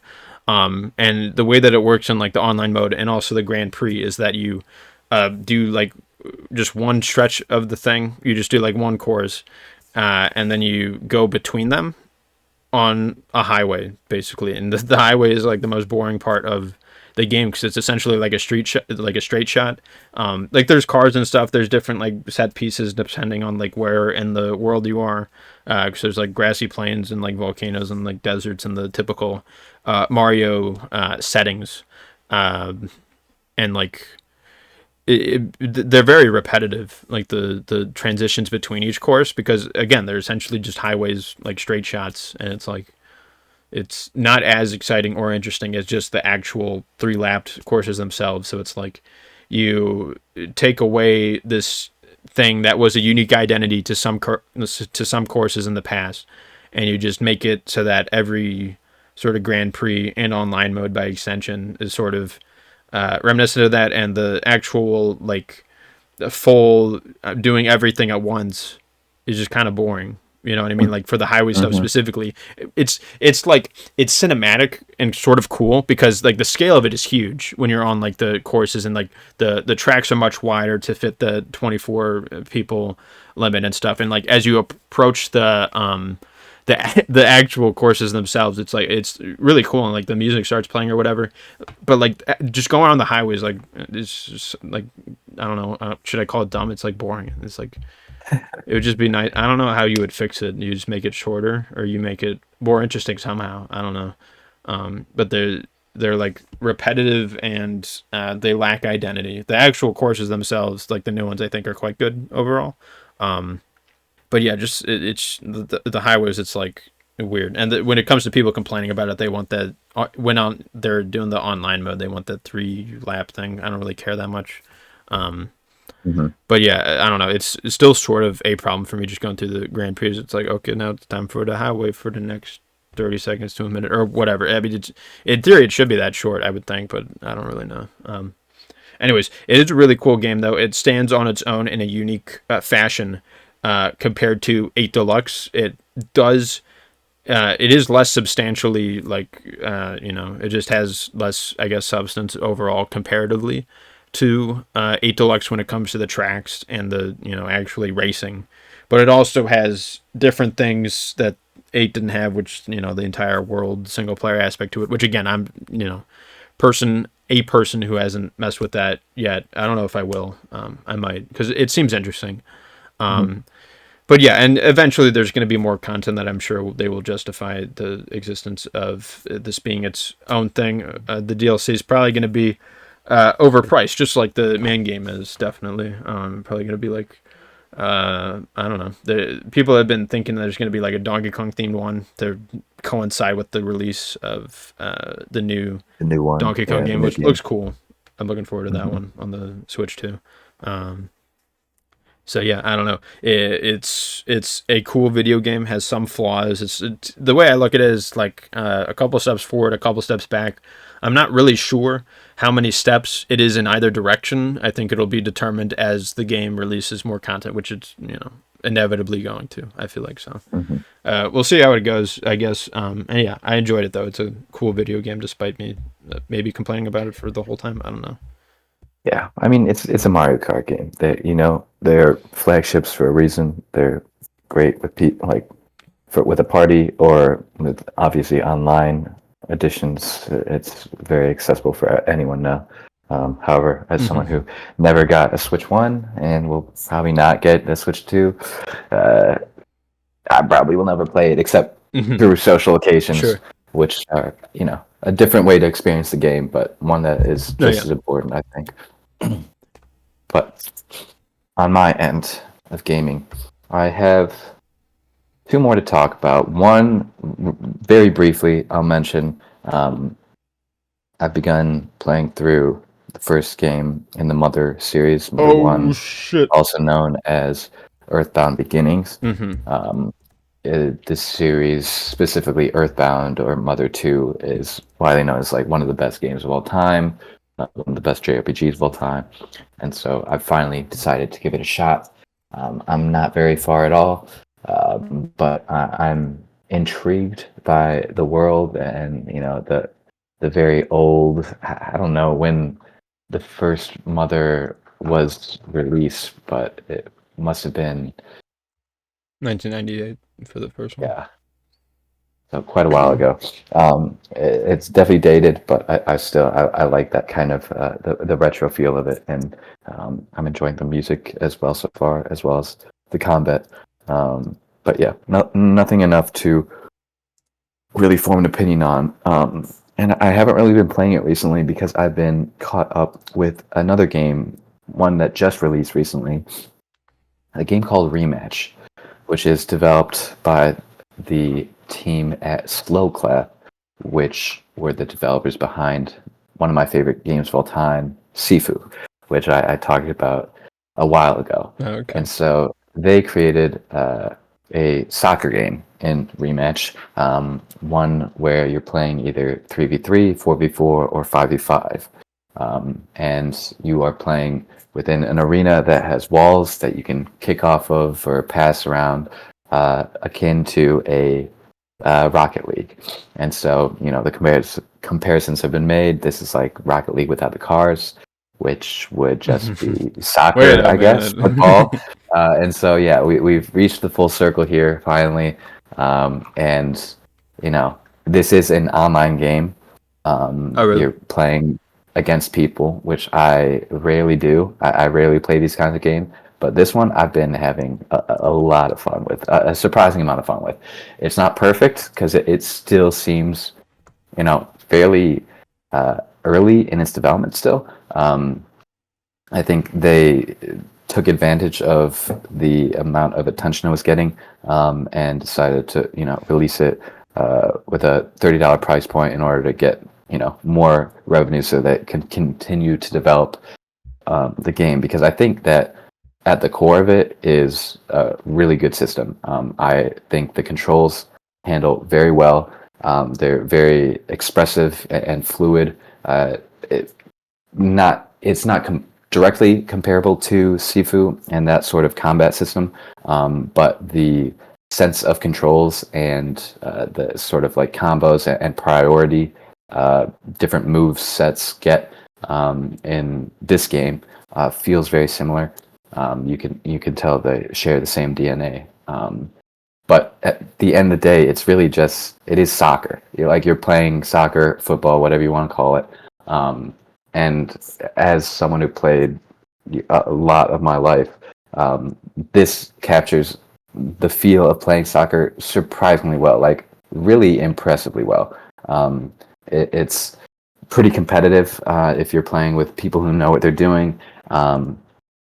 The teams, obviously run the gambit. If you're doing just solo queue, you're going to get, people who have never played before and are just learning the game, versus people who are absolute sweats and are using the, more, I guess, buggy or janky elements of the game in order to exploit it and kind of wreak havoc on the field.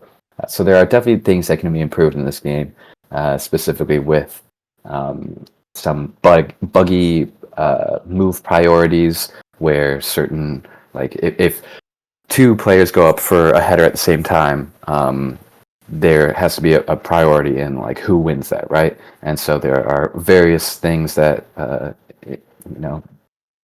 govern which person wins that. There is an extra effort system where if you double tap the left bumper, which is the button that you're using to sprint most of the time, you'll get a dash of speed, but you can also use that extra effort to basically imbue whatever move you're making with more priority. So if two people went up for the header at the same time, but some person used extra effort, then they would get that. And so that helps with certain issues and makes it more fluid in how characters or players can interact with each other and the ball. But beyond that, it's really just the immersiveness of being on the field and actually controlling your player, as opposed to with the vast majority of soccer games that are out there. You're either controlling a more tactical, like field-based arrangement, or it's more arcadey, like a Rocket League, or maybe like Mario Strikers is even more separate from that. And so this one is definitely a little more grounded, a little more accurate to soccer or futsal in this case, because you're playing off walls and stuff like that. But it's just something that has really gotten its hooks in me, surprisingly. I'm having a lot of fun with it, which I wouldn't have really expected out of a PvP game, just because I'm not usually one to engage too much time with one game that, once you play one game, you've experienced all of it, right? It's something that you're gonna just get better at, and that's the appeal. And I do want to, get better and practice this game, which is, I think, a testament to how fun it is to play. I think, you know, further down the line, maybe a year or two into its development, I hope that it's able to succeed that long and maintain a player base that is active enough in order for it to reach that. But I can see within like a year or so of proper development, this game getting the polish it needs and becoming like just even better. However, I think that the important thing is that it has the sauce, right? It has the fun and the systems in place that actually make the game fun to play, which is really, I think, the most important thing in a game. So they have that, and yeah, I'm very pleased with picking it up and being as enamored as I am with it, because I wasn't expecting it. Yeah, cool. So basically, it's better than FIFA, is what you're saying. Yeah, basically, it's better than FIFA, which the bar is not very high for Sure. that, in my opinion. Yeah, that's cool though. Cause yeah, a lot of sports games. I mean, if it's like the whatever EA, are the leads in I guess the sports genre, just because Football their name Manager, kind of carries yeah, everything, yeah, rather whatever. than it actually like substantially innovating upon like whatever they established and have been repeating for decades now, I guess.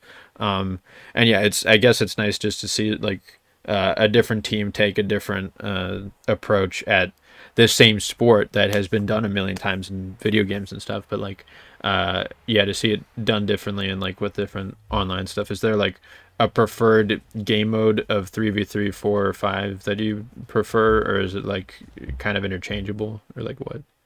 So there's different appeals to each mode because with 3v3, there's obviously the field size changes in accordance to how many people are in the field. So the 5v5s has a bigger field, so you're running more, you're not touching the ball as much.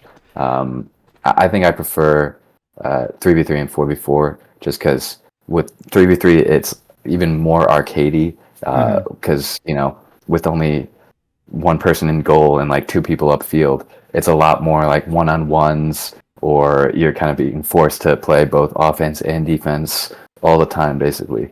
And so it makes it very fluid and a little more fun and less structured. Um, with 4v4, I think it's a good balance of having Okay. that pace of play, but a little more structure. You're, having players that you can play around and pass around with, and instead of sometimes being forced to go on that 1v1. And then with 5v5s, that's right now is the only competitive aspect of it. There's Okay. ranked 5v5s, and those games feel like they take longer just because it's usually lower scoring. Yeah. You're taking more of your time to Okay. get up the field and stuff like that. But there's an appeal to each of them. I think I prefer the first two, but That's interesting. 5v5s. If you're trying to get into competitive play, then you're going to need to kind of get good at that sort of style. Interesting. But So it's definitely translatable. Like the skills that you pick up in 3v3 or 4v4, sure. it's all going to be useful. Okay. Yeah, cool. So is there like different characters that you select from, or do you like Nope. customize? Nope. Is everybody just the Everyone is the same? same. Is it Everyone is like the same. randomized their appearance or something, or is it just like? There are you can customize how your player looks. There Oh, okay. are cosmetics and stuff like that. Okay. There are already systems in place for monetization. There's a Hell store and yeah. there's like a battle pass, Oh, and sure. people are upset Already with that dogging on because it. it's already a $30 game and there's already like a battle pass and stuff like that It's when a there's lot of not these even fucking sports games. cross-platform. They're charging like 60 or I don't know, maybe Yeah, $70 like it's for it, and not then they have unique. that battle pass shit on top of it. So I Yeah, mean, it's not unique for a live service game, but I guess people wanted more because it's an indie developer. I guess. I think it's fine. It's not really the monetization aspect is really irrelevant for me right now It's not because pay to win. the game that you're playing is just, it's your own skill. If like Mm-hmm. there's no the cool thing about it is like there's not a ton of player assistance that the game gives you. So like if you pass however or like in whatever direction you intend to pass, it's not going to somewhat like assist it in order so that it's directly at the player Okay. that you were perhaps closest to. Mm-hmm. You'll just toss it into the middle of the field if that's what you input. Okay. So there's not really a chance for cosmetics or like a battle pass like premium. This I hat don't gives you know, +2 speed jacket or or whatever. something. Yeah, or Makes you like kicks more accurate. it gets you different arenas or like a Okay. different cleats or shin guards or whatever. Sure, like But just it's not visual really, things. yeah. Okay. Which I'm fine with. Like, it Yeah. is a way for the developers to get more money, which they will then put back into this game and Or other ones, yeah. fix up problems and stuff like that. Yeah, exactly. Like if they get a lot of success with this game, then who knows? Maybe the next Sifu is going to be even better, which I can't even imagine how that would happen, but it makes me excited, and I'm glad that this team is able to, get so much attention because I think they got a lot of attention with Sifu, but still, I wouldn't say it was like a mainstream hit at all. But this one seems like it's getting more attention just in line with it being a online game. Um, but yeah, hope that it is successful, and I hope that there's no problematic like downfall of this game that Oh, good. sometimes happens with online games of this sort. Yeah, I mean that's inevitable, perhaps, that they're I all suppose gonna so. die out Yeah. eventually, just like we all are. Not to get dark, um, but like and even like the game I mentioned earlier, like Wuthering Waves, like there's probably going to be a point where the game stops existing as a service. I don't know what they'll do. I've heard of this. There's this Mega Man had like a gotcha game thing that didn't work out too well, and then they released like a full price like offline version of it where it just like gives you everything, and it sort of Huh. just like lets you just Interesting. fuck around and stuff, which just seems cool. I haven't played it yet because first of all want to play to the actual like other mainline entries in that series. Mhm. But I feel like if I had to guess, I haven't actually played it, so it could be complete dog shit anyways. But like if I had to guess, like going forward, I feel like that could be like a decent like future for like sort of game services like that, where it's like they don't update the service anymore, but you still are able to keep the things that you currently have. And if you played the game while it was online, you get some sort of extra rewards or I don't know, something to show it off that you spend time in the game or even spend money in it or something like that. So yeah, I never expected these guys to make a live service thing, much less a soccer. Like it seems quite different from the. I know. I Like guess I only when know the first Sifu. trailers came out, it was very surprising. Mm-hmm. Definitely not what I expected from them. Yeah. Um, but I had that sort of hopeful optimism, Sure. just because I knew they know how to craft a really good tactical system Mm-hmm. or tactile system um, for player inputs and everything.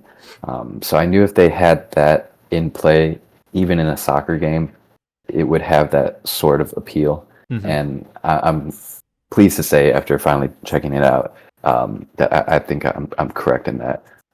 The same appeal that I found in Sifu is in this game, Cool. mostly due to the controls. Yeah. Nice. So I have 4 more things to get through. All right. So I hope you're even ready grinding to some days. sit through this lore dump. Um, anyways. Actually, I guess I have one more to talk Oh about shit. that Okay, I cool. forgot I'll to do talk about. 2 But and then you yeah. that one. All right. So there's this game that came out somewhat recently called Fantasy Life I, The Girl Who Stole Time. Don't let that subtitle confuse you with The Girl Who Leapt Through Time. That's an anime film that's very different from this video game. They're not related at all. This is the sequel to a game called Fantasy Life, which was released on the 3DS. And yeah, I don't know. It's I never played that one. It seemed cool, but I only really found out about it after the 3DS's like cycle of life ended or whatever. And so it was as like, but like at the same time, I also found out that there was a sequel getting eventually made, so I was like, yeah, I'll keep it under my radar or whatever. And this, I gotta say, is a very nice game. It's basically like that, slice of life, whatever. It's not even really a farming sim, even though it has like farming in it. It's just like a very small part of this much wider game. That's again like there's slice of life combat. You do like, I mean, it's a little bit of everything really. It could be, compared to Animal Crossing or Rune Factory or like whatever types of those games and stuff. And Simulator kind of yeah, simulator game. it just does a lot though, because like, I mean, it's almost like 3 games in one that you're getting with this thing here, where you have like this town hub thing where there's NPCs that will give you quests and stuff, and there's different locations where you can like, there's like a class system, they call it lives in this game, that's just the term for it. But there's like, you could level up your classes there and like meet and manage people who are also in those classes, like NPCs, and you explore like a small like couple of islands there, and then there's another part of the game where it's like this sort of town and like home management builder thing that has a really big dungeon attached to it. So it's like you're going through like between both of those like worlds and stuff. And then you got this other one, which is this sort of like Breath of the Wild-esque like overworld thing that has you like, it's like an open world game all of a sudden. And it's like you have all 3 of these games like in one great big package, and they're intermixed in a pretty solid way overall. I mean, this game is just a never-ending, like, giving you things, numbers go up type of thing. Like, it could be viewed, like, as a grind, the whole thing, which it sort of is. I haven't played, like, too much of it yet. I'm sure, like, if I play more of it, it'll start to drain on me a little bit more. I played it for only a couple days so far with the intention of I'll get back into it, which hasn't happened yet, but I'm sure eventually soon I'll be approaching it yet again. Because it just seems really cool. Like there's just so much shit going on. But yeah, again, like the cynical grind aspect of it is anything that exists. And then like the open world stuff. I mean, the comparisons between Breath of the Wild have to be drawn. Because it's interesting, because it's like most of the game is like a top-down 3D sort of thing, which the overworld also sort of is. I guess a little bit not as top-down. But like there's these towers that you'll come across, and it'll give you like, it's in a lot of open worlds now thanks to Breath of the Wild popularizing it, I guess. But like there's these towers in the world, and you put your little fucking iPad device thing into it, and it like unlocks the world map to like get locations of that, which is literally a thing you do in Breath of the Wild with the Sheikah Slate. And then there's also shrines scattered throughout the worlds with like little mini games or puzzles in them. Also a thing that Breath of the Wild did. And then there's also they're not called Koroks, which is the Breath of the Wild equivalent, but there's little grassy shrub dudes who are like in the overworld, and there's probably like 100 of them, or some random made up big number like that. Also scattered throughout the overworld, which if you find them, you get random rewards and stuff. So I mean, it just based on those 3 very similarities alone, it feels like they just look at the Breath of the Wild and they're like, yeah, let's take this and let's like We do that? take Yeah. this, and that'll be our game. But that's just like one aspect of this game. It was kind of mind-blowing, just like playing through it, and like, okay, now we're gonna introduce this system, now we're gonna go here and do this thing. It's like, what do you mean this is in this video game? What do you mean this is in the same fucking video game as this other thing? The scope of it feels quite large, and again, I'll go back to it eventually. I don't have really too much to complain about right now, other than like all the mini games are the fucking same. Like whether you're gathering resources from a tree, or going mining and like mining ore, or like are doing the fishing mini game is slightly different. But if you're like mining ore, or like cutting down a tree, it's like the same fucking mini game where you just go in a circle around the thing and you try to find the weak point, and when you get a weak point, you just spam the thing. And the game is very RPG centric in terms of like numbers.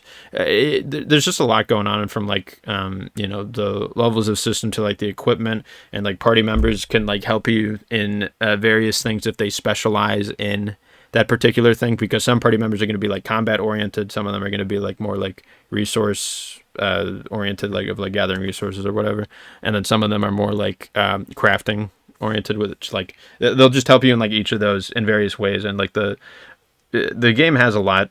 It seems pretty deep. I'll play it again someday at some point maybe, and if I do, I'll probably come back and say more that I like or dislike about it in the future. So yeah, it seems like a cool game that I wish to check out more of. And then there was this other game that also has a couple games in one too, I guess technically. I've never played a Puyo Puyo game. I've also never played a Tetris game ever in my life. No joke. I've gone however many 20-something years without a Tetris. I don't know if I have either, in my life. honestly. Yeah. How could we call ourselves gamers if we don't play the game of all time or something? That's so true. That's so true. But anyways, I haven't played either of these games, so it's like, well, why not knock them out all in one great big package, that being Puyo Puyo Tetris 2. And I mean, yeah, like the title suggests, it has Puyo Puyo and it has Tetris. And this game is hard as dicks for no good reason. The story mode, I played a little bit of it. I want to assume it's a skill issue. It almost definitely is a skill issue. I'm not very good at Puyo Puyo or Tetris. It's the first time I'm messing with either of them. I understand the basics of Tetris. I've watched plenty of gameplay of it, and like I've even like mentally backseated Tetris as I've watched gameplay of it, despite not actually playing the game itself, because it's a pretty easy concept to understand, and it's like a good example of a video game with like easy to understand, tough to master type of thing, I guess. And I guess Puyo Puyo also falls into that. And there's like a story mode. The story is like complete random shit. I have no idea. I legit have no idea what's going on. There's like 80 characters, and it feels like random shit is happening. And it's like, we need to help out this character because they're being corrupted by this thing, and then we defeat them in battle, and they're like, oh yeah, I was fucking around with this thing. Go talk to this person.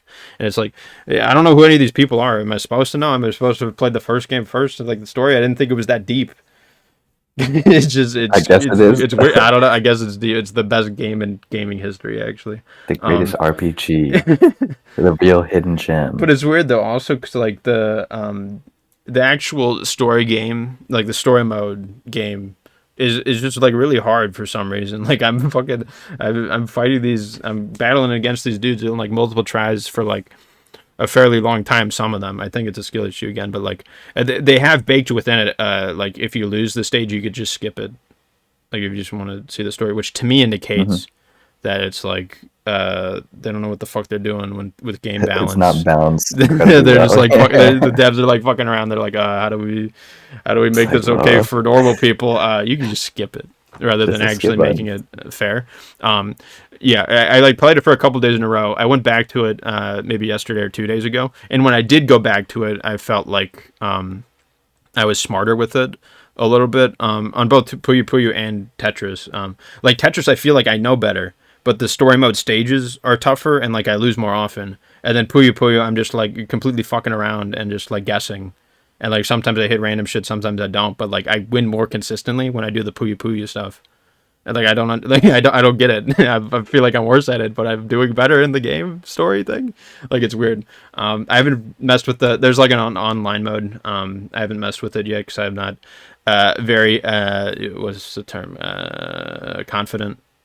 How could I forget that word? It's such an important one. I'm not very confident in my skills on either platform, Puyo Puyo or Tetris, to compete online about it. Because I assume most people go playing that thing online because it's a game that's been out for a decently long time now. I feel like if I had to guess, most of the people playing the online mode are just fucking cracked. A lot better. It was probably nuts. They've been playing Puyo Puyo and Tetris their entire lives. Meanwhile, I'm just a newbie. I just started. But yeah, it's a cool game. The story, I don't know how long it goes for. I just got to the second world or whatever. I'm on like stage 2, 4, or 5. I don't know. Or actually, I might be near the end of 2. I think I got through most of that shit in my most recent session of doing it. But yeah, it's a cool game, honestly, I think, as a person who hasn't played either of those again. I think it's really cool. Other notes: text speed moves. Oh yeah, so there's voice acting in this story, and it's like the weirdest thing. I've never seen this before, but the text speed moves so slow to the point where the voices Is it- will finish the lines that they're saying before they're actually displayed. Like I couldn't That's like believe the it. complete opposite No, I know. problem that basically every other game has. The normal of it is it goes faster than the actual dialogue Yes. is spoken, which is better because you get to fucking read it at least a little bit alongside it. This one, the voices go faster. Like I couldn't believe it. And There's there's no setting to no, change this. there's nothing in the settings that, Because from that's what I pretty saw. standard No, I know. for most You would games, think. honestly. You would think that Yeah, Puyo Puyo Tetris 2 would have a fucking slider where it adjusts the text speed or like just slow, medium, and fast or something, but it doesn't. But even if it did, yeah, it I guess defaults to the slowest one for some reason. Not that that is an indication of a bad video game. One of my favorite video games of all time, Shin Megami Tensei 5 Vengeance, has you defaulted to the slowest speed. I don't know why it does that.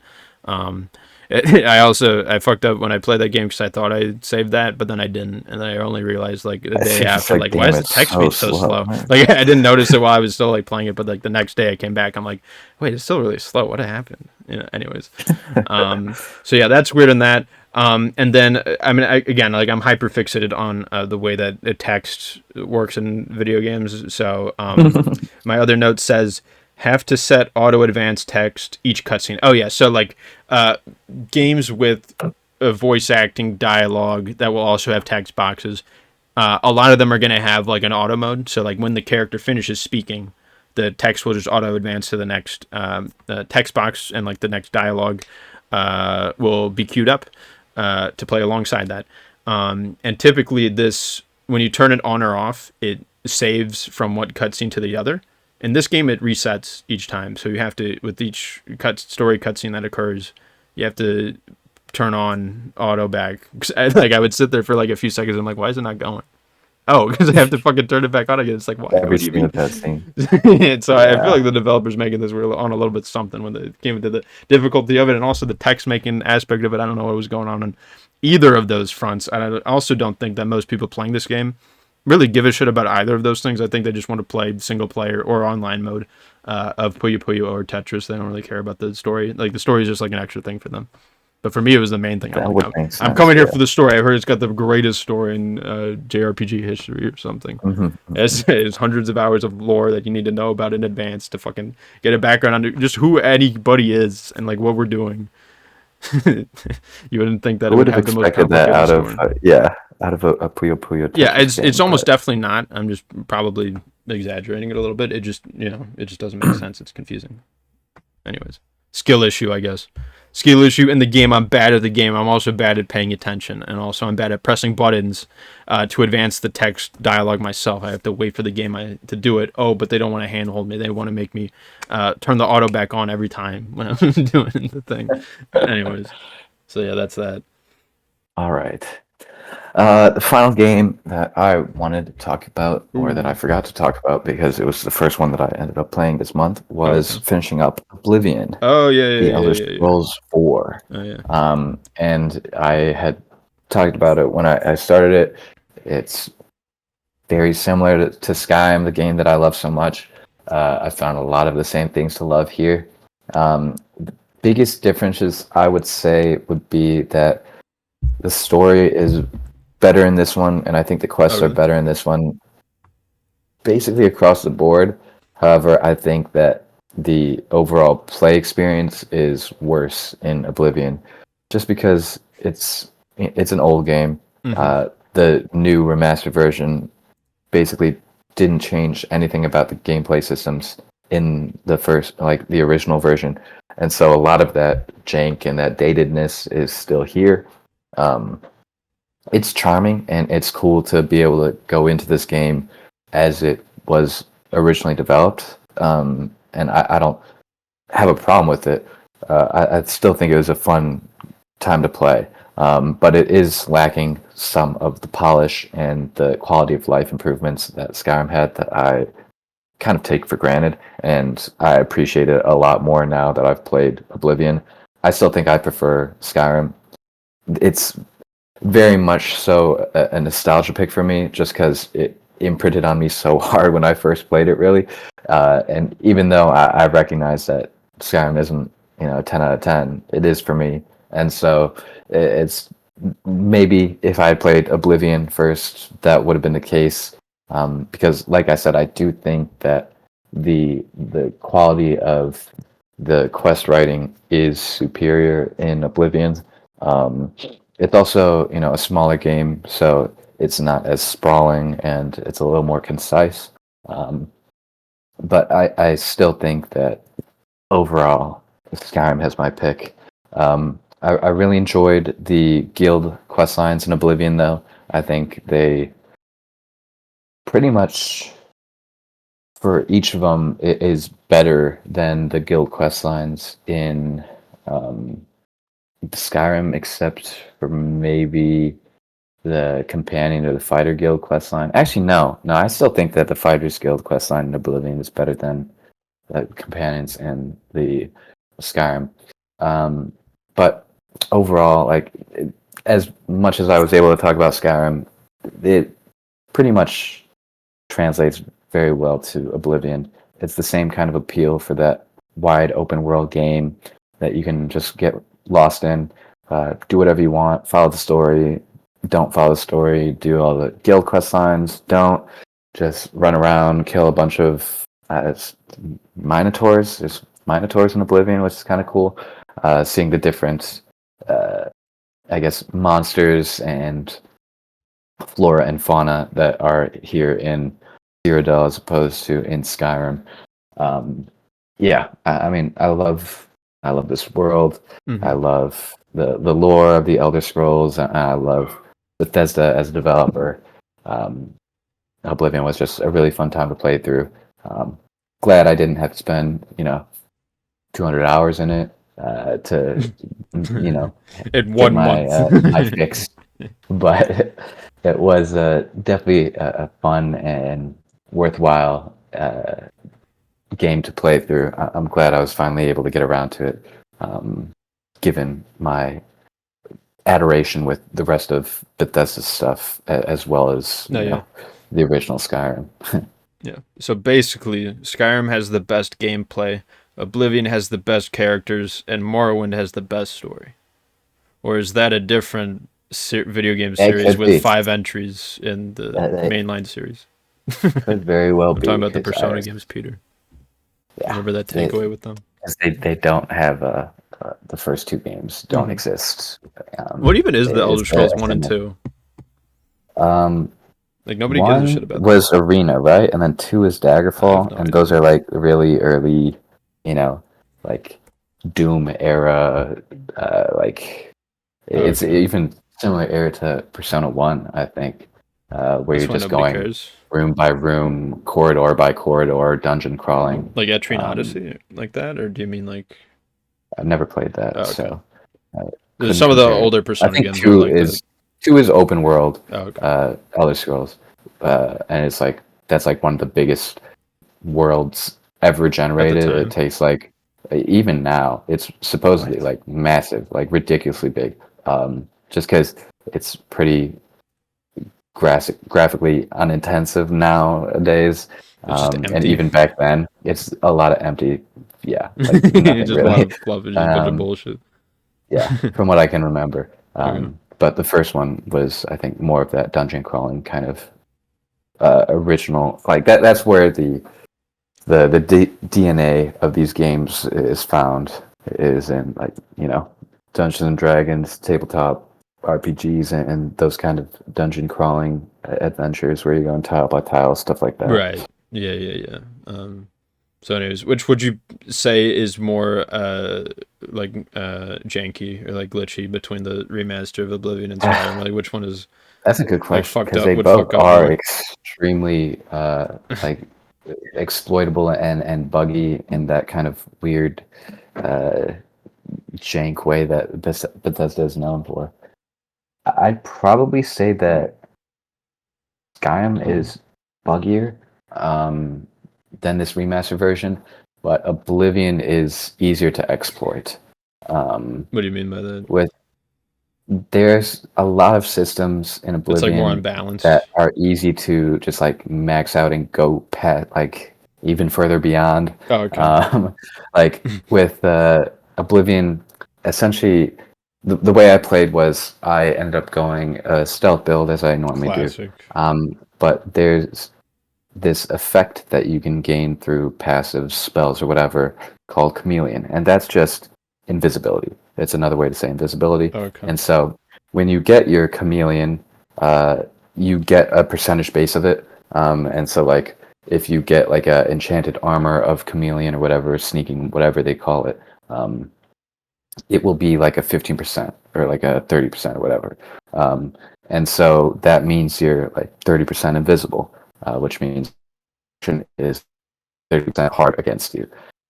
You can just get that over 100 pretty easily. There's this system in Oblivion which I really enjoyed. I'm shocked they didn't have it. They got rid of it in Skyrim because I think it was a thing in even previous Elder Scrolls games where you can craft spells instead of just having a base. Oh, your flames, your firebolt, your fireball, or whatever. Mm-hmm. Instead, you can take those base spells and then edit both like the magnitude or the amount or the size or like there's a bunch of different things you can change about it, which is really cool. It affects how much magicka it costs, obviously, but depending on how you modify these spell creation modifiers, you can be able to just get like 60% chameleon for like 30 seconds. And with that, it's still pretty cheap to cast. But also, if you have like a boot that gives you 15 chameleon and then also like a ring that gives 30, then look at that, you're over chameleon, which means NPCs cannot register you at all, no matter what. So even Okay. if you're in the middle of combat and you get over 100 chameleon, they are still in combat, but they cannot attack you. They don't know where to do, so they'll Really? just kind of like either wander around or run around. And because you're stealth, you can hit them for times 3 times whatever damage. Mm-hmm. And even if you're spamming attacking them because they have, let's imagine like 1,000,000 health and it takes forever to attack them, you're still able to do that with no repercussions because they can never attack you. And so it's pretty easy towards the end of the game if you go that route. Sure. And there are other things like you can do to get around systems like that.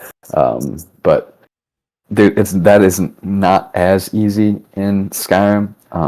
If you're playing as like a maxed out rogue in either game, you're going to be insane. Like once you get to the end game, it's very easy to break both games. But I think Oblivion, those systems are a little more open to tinkering with and a little more exploitable, in my opinion. Yeah, nice. Like I want to check out this game at some point. I also want to probably play more Skyrim first, though. Again, I've only put like 20 hours into that, so it's like there's still plenty more game left. Hardly even a drop. Yeah. Exactly. I'm like 10% of the way through, maybe. Anyways, yeah, I got 2 more things here. One of them is a continuation, sort of, I guess, of the previous set of games. I don't know if I should consider them to be one, or I think people usually most of the time consider them to be 3 separate things rather than just one. And that's Fire Emblem Fates Revelation. I did the 3rd route of this game, and I really love this one. It's definitely the like gimmickiest of the 3, and maybe even the entire series. Where just like some maps are like, I mean, the gimmicks they throw at you are like kind of silly or annoying, a lot of them. But like even despite that, I feel like the things that this 3rd route adds when it comes to like the like cross route pairings and stuff like that, I think it's some really cool additions, and like the fact that like you get like both sets of like the armories, because like there's some characters who like, say like Sakura, for example, where she could be like the whatever high priest class or whatever the thing, and it's like a bow. It's like a bow class that uses staves, and she has like a good magic growth, so she would want to use the shining bow, which is the magical bow of fates, except in Birthright, which is the main campaign that she's in. She can't use that at all because there's no way to get that. But in Revelation, you can get that item, so she could actually make use of that class a bit better. And there's definitely more examples across the routes. Like a lot of the in Conquest, you'll only get so many of the like Hoshiden exclusive, like the Birthright exclusive gear. And a lot of them are pretty good and would be really good on Conquest specifically. Like a lot of the effective weapons are like more of a Hoshiden thing, like the Beast killer, like the lance, and the hammer, are and the armor slayer. They're all on Conquest. Is route. They'll have those, but then for like the Hoshiden ones, they'll have like the sword catcher and like the catchers for each of like the main weapon types or whatever, which are really good. And then there's also like the inverse weapon triangle weapons are the Hoshiden ones also, and those are really good also. So like you could get characters who normally couldn't access certain equipment, so you get the items on them or whatever. And then there's also the cross routes pairings across characters through friendship and marriage, and it creates fun new dynamics and classes to explore through characters who wouldn't normally be able to access those particular classes. That again, classes are mostly exclusive to like one game or the other. And so the third route, just like by like those things alone, is just like really cool. The story is just the complete dog shit. On the other hand, it's just like the worst thing ever. Like each like I was amazed. Like each chapter felt like it was getting worse and worse and worse. Like as you just go through it more and more. And like it just feels like fan fiction almost. Like I don't know.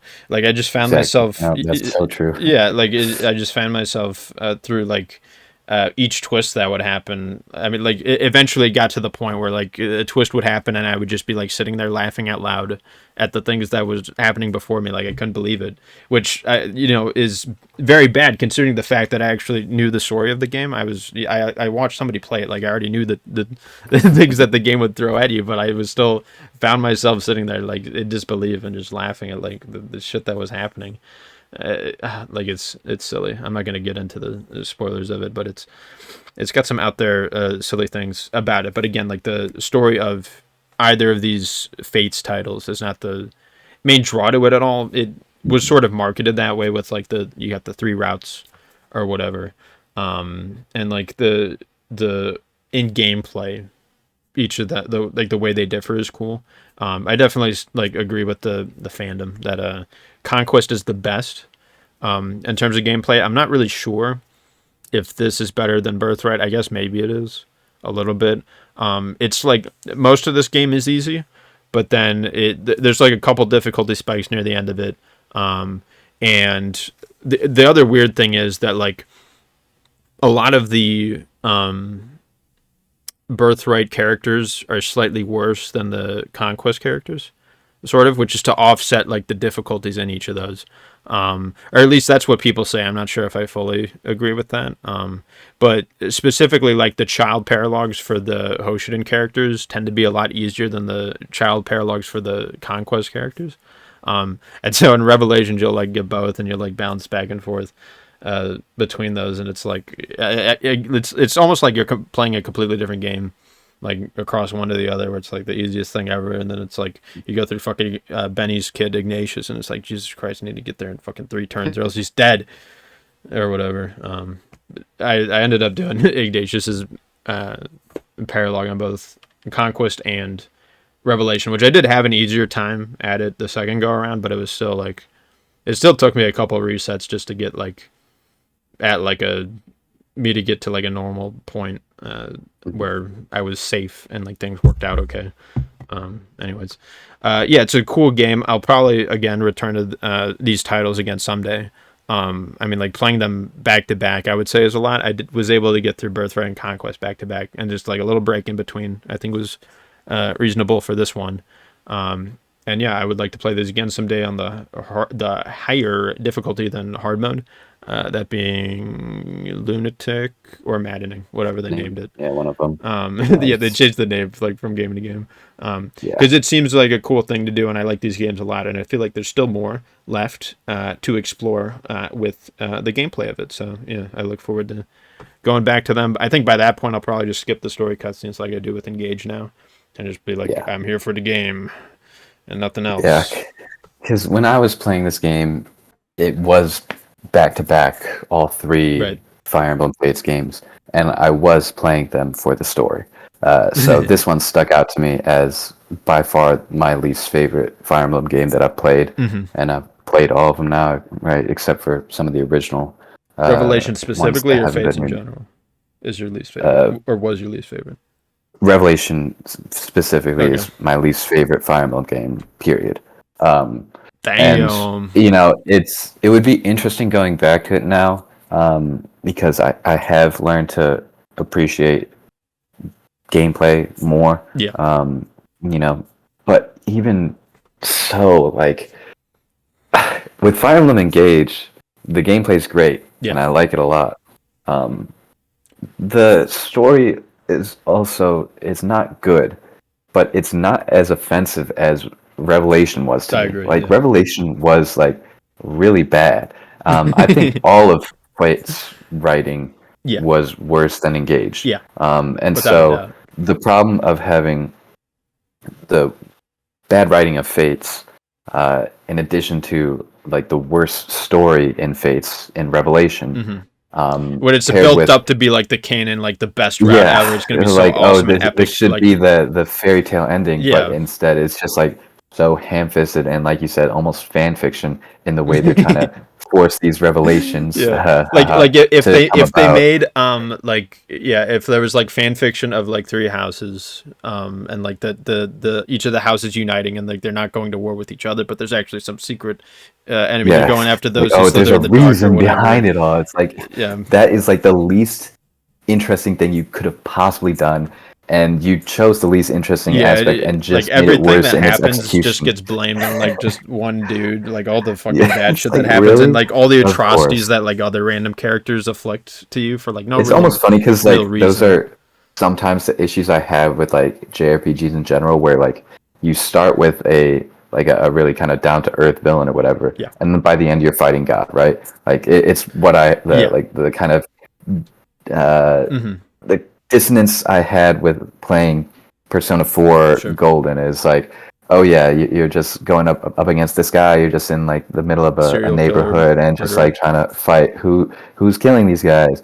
And then like if you're doing everything that you're supposed to and you get all the whatever to get to the true ending, then you're just fighting God, which is like cool. I thought it was more interesting when we were doing like something a little more No, yeah, it makes that one concise. more unique. But there's also like I do like it in a Persona game because Yeah. it's kind of what I'm expecting. With Fire Emblem Fates games, these are normally pretty political endeavors, and like the story and the world building is a little more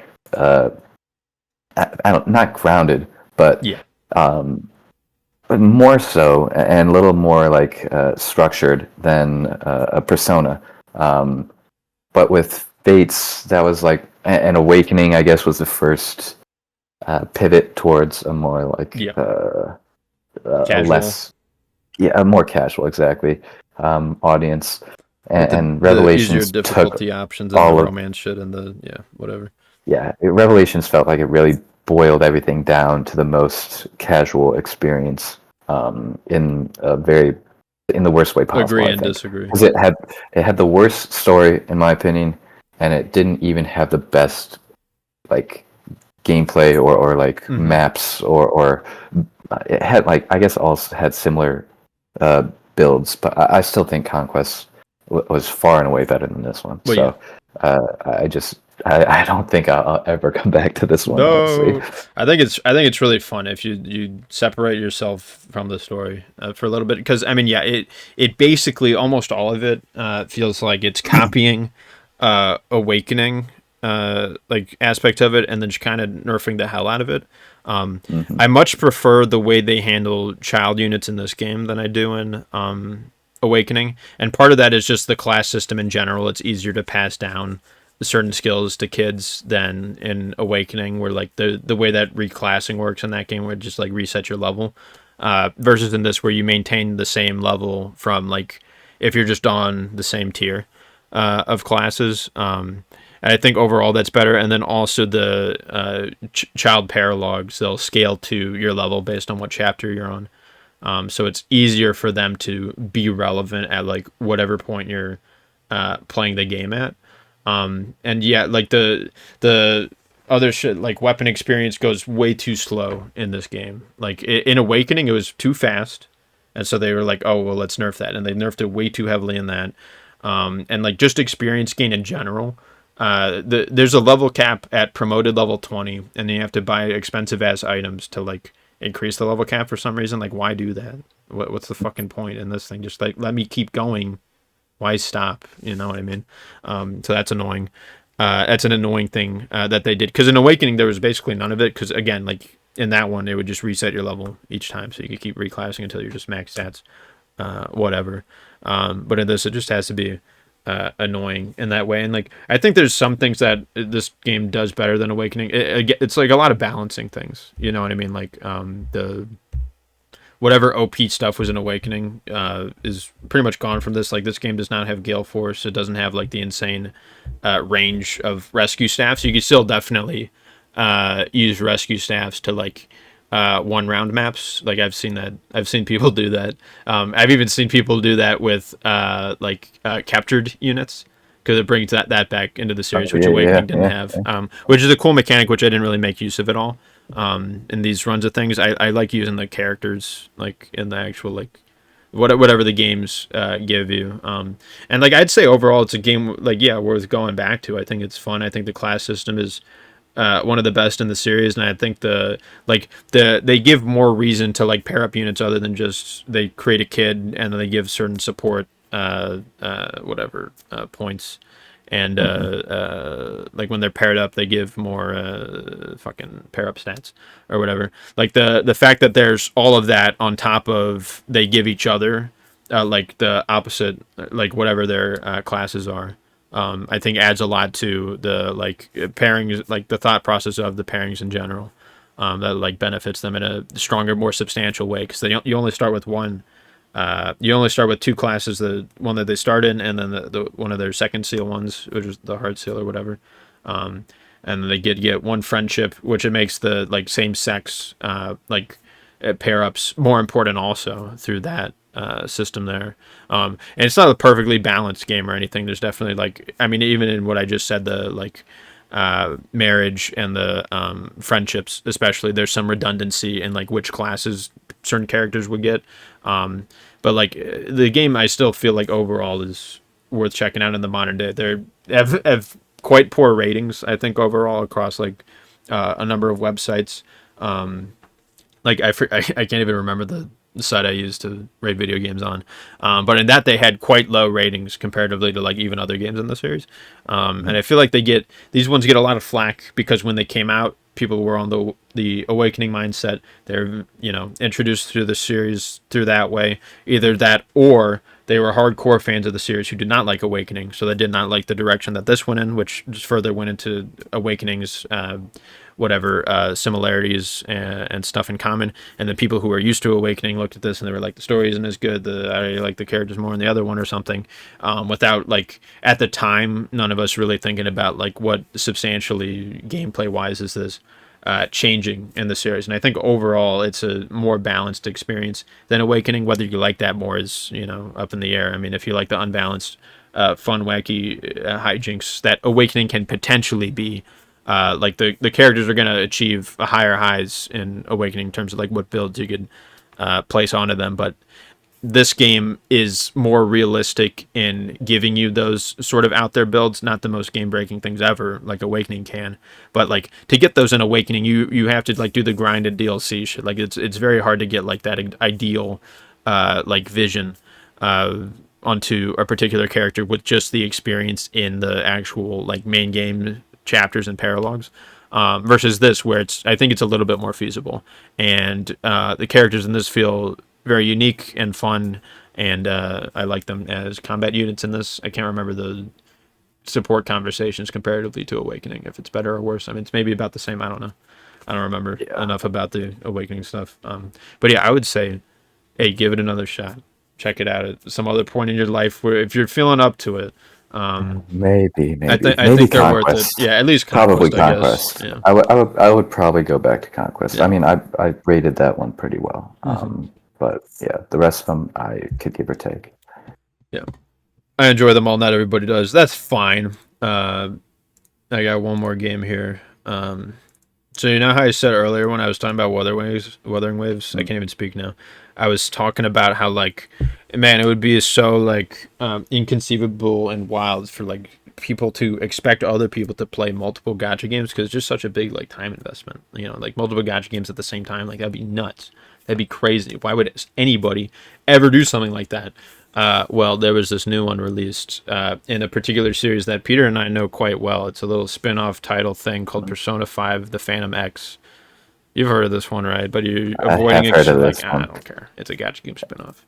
I was told to check it out by my gacha fixer, my cousin. Oh, okay. And maybe I will. But yeah, I guess I'll listen to what you have to say about it first. I have some things to say about this game. So this is the first game since Fire Emblem Heroes, the first gacha game since Fire Emblem Heroes that I'm playing at launch. I think like whatever other ones I've messed around with, like I did so at some point in time way after they initially released this one was like a day one. I'm in there. I'm doing it. It's the new Persona experience. I need to be there day one for it or whatever. And yeah, it's basically a Persona 5 sequel in the form of a gacha game. And it'll just it's whatever you think that would be. It keeps all of the UI, a lot of the music. It adds new music and new characters. The designs of everybody, it keeps like pretty much the same overall art style and stuff. And visually, for a free-to-play mobile game, it looks nice. But that's the thing; it's a free-to-play mobile game. You got to keep that in mind. But as far as free-to-play mobile games go, it's one of the better ones out there. As far as gacha games go, it's on the better side of that stuff out there. As a video game, it's decent. It's okay. It seems to be, relatively speaking, free-to-play friendly, sort of. That's going to be something that, like, everybody's going to say about, like, their favorite gacha game. Like, oh, it's free-to-play friendly. You don't have to spend money. Like, everybody's going to fucking say that. It doesn't always... It's not always that way, though. Because, like, for gacha games especially, I feel like people are very easy to, like, defend... you know, the shitty practices of the company who has made a video game that they somehow like, which, you know, if that is a thing that happens, it's because they're a victim. Just know it's not their fault if they're defending the shitty practices of a video game. It's, you know, they're caught in the loop that the abusive developers trapped them inside of. But from my understanding so far, because this game, it's one of those games that was like released in China for a year, and then now it was released globally. So like there were people playing on like the Chinese servers with like a Google Translate extension thing to like just fucking put it in English, sort of. So like people, there's like a future that you could look into to see like where the meta's at, like what's going on in the gameplay, like what events come out at which times, which sort of updates happen, like occur when, to sort of like in advance see like certain stuff, which I think is interesting for a video game to like, for a live service video game to be able to see like what the future of like essentially a year is like to come to this game, which is interesting. I don't know if that's a good or bad thing, but it's, again, interesting. And yeah, this video game, it has you doing the typical Persona 5 shenanigans where you're a high school student and you interact with other high schoolers, and the story is you go to another world to defeat evil versions of real evil people, and you make them gooder in the real world, I guess. And yeah, the first villain in this game, I don't know if you've seen any information about this online. I think I saw a singular meme. I didn't realize it was from this game because it was describing a villain that I was not familiar with. Yeah. I'm like, The I Subway don't know if Slammer. I've heard of a Subway Slammer. Yeah. Yeah. The greatest fucking villain in the series, Peter, comes from this gotcha game. I'm joking. It's the silliest. It's one of no joke like the silliest antagonists I've ever seen in a video game. Like the concept of it is just so dumb, but it's treated so seriously, man. So basically, there's this dude going through the Shibuya tunnels, the subway stuff, and he no, okay. The real way I gotta introduce this guy is first I gotta compare him to the man, the myth, Kamoshida, who is the main first villain of Persona 5, which is the Phantom X gacha game is essentially a sequel to. So Kamoshida is the main villain of Persona 5, The first main villain of Persona 5. Thank you. And he has very strong ties and connections to the main set of characters that you come to care and know about. Basically, what he does, to mildly spoil that, is just the first arc. He is the coach of the volleyball team at the high school, and he is sort of abusive to his students. He like physically he teaches both men and women. He coaches both the boys and girls teams, and he physically abuses the boys while sort of sexually abusing the girls. And he what's the term? He blackmails certain female student into doing sexual activities with them, and if she says no, he will kick off her friend from the team. And when he meets the protagonist of the game, he is very like just sort of aggressive and like, I will fucking kick you off if you fuck around with me or anything. They eventually, like, a couple of the characters confront him about like these shitty things he's doing, and he's basically like, I'm gonna get you kicked out of school, man. You better fucking pack your shit because it's happening in 2 weeks or whatever the game gives you the amount of time for. So in that game, it's a very over the top thing that is given over the top like events that coincide with it, which I won't say. But like it's treated very seriously despite its over the topness, and I would say overall that first arc of the game does deliver on creating a villain who you are very motivated to go up against on an emotional sort of level there.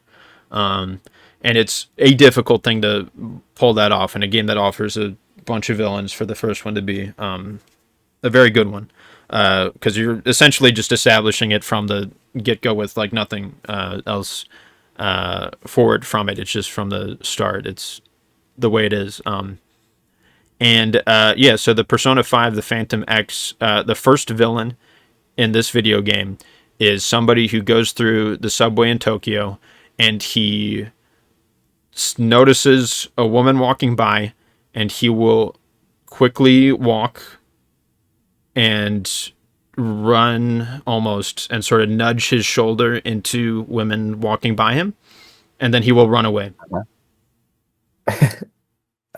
And it's like it's played off completely seriously. That's it, Peter.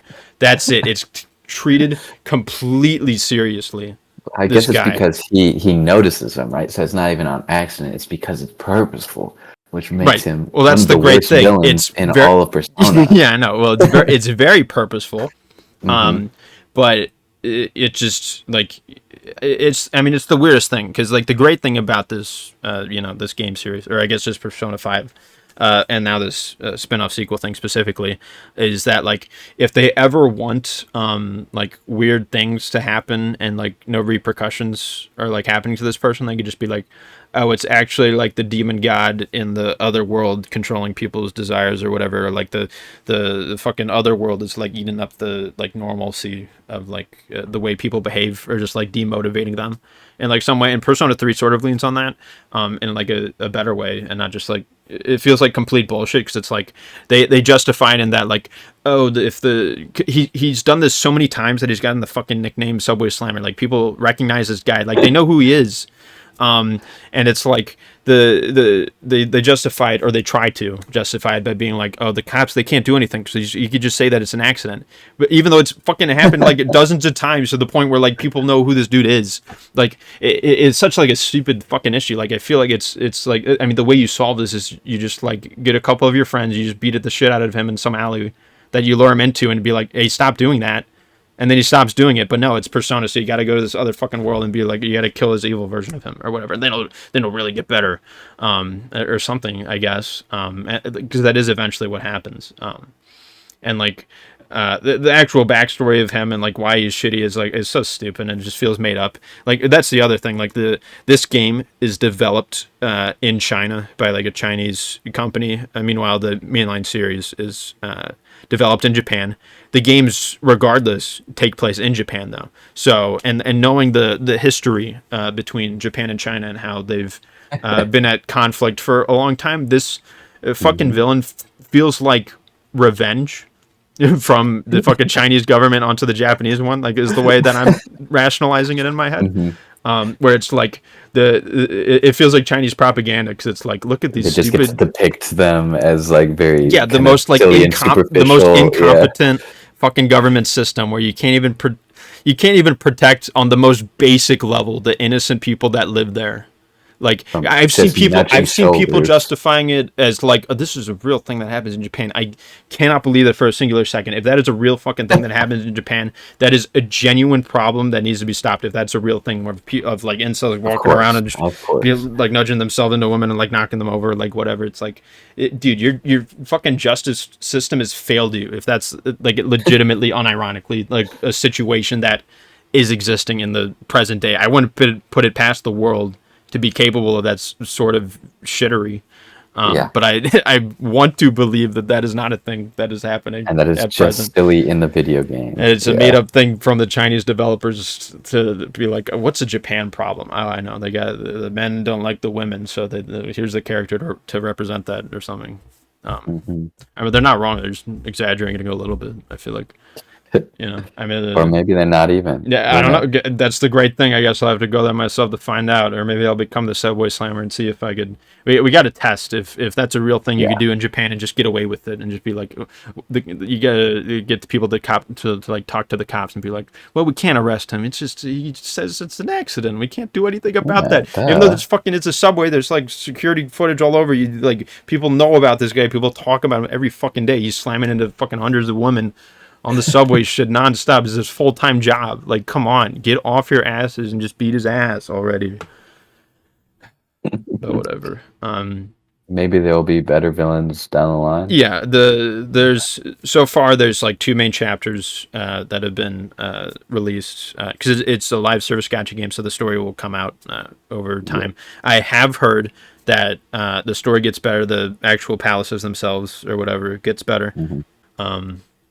So I guess we'll just have to wait and see. I mean, like, really anything is better than this. Like, whatever the fuck this guy is. Like, honestly. I mean, Subway Slammer. Yeah, I know. The second dude is like a food critic, like a corrupt food critic who like makes people like do random things for him, or else he'll give their restaurant shitty reviews, and he forces them to buy like his shitty products, or again he'll give them like shitty reviews, and like I don't know why he's established to have like such a cult following, and like people will pay enough attention to him, but like I don't know, whatever. He's still better than like the Subway Slammer, which is just so far in like the negative zone of like what even a fucking character should be. Like, again, it's the most over the top fucking thing. Like, there's a cutscene where he's like, he just does like the most edgy, like overly edgy, like anime character smile, where he like sees a woman and he's like, aha, and he just starts to fucking run at her. It's like the craziest, stupidest shit. And there's a moment where he's about to slam, he's about to run into a girl who you're sort of friends with, and you just get in the way of him, and he's like, I can't do that. There's a dude there, so he just like disappears. It's like the weirdest fucking over the top thing. Like, it feels like parody, which is also sort of how the Fire Emblem Fates Revelation story feels like. It feels like parody, but I just fail to see it as that. They're playing it off so legit, it feels like, because there's plenty of scenes where like the characters are talking about it and they're like trying to rationalize where like they can't do anything about it in the real world, or like nobody else can do anything about it in the real world. And it's just like, I mean, the takeaway again, it feels like China being like, look how incompetent the fucking Japanese government is. This place fucking sucks. Fucking Republic of China, go. We're the best. You know, like that kind of thing. So yeah, that's just the story though. There's a lot more going on with just that, because it is a gacha game. It throws a lot of shit at you.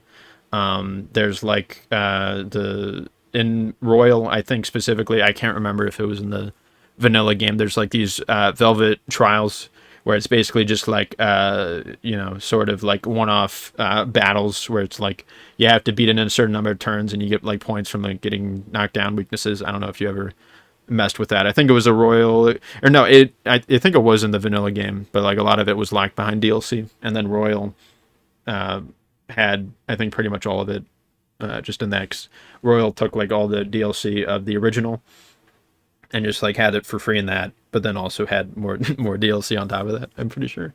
Or at least on the PlayStation version of it. I think once Royal was put onto other systems, then the DLC that was exclusive for Royal was just put into those versions for like no additional cost on like the other platforms. Anyways, not that that matters for this game.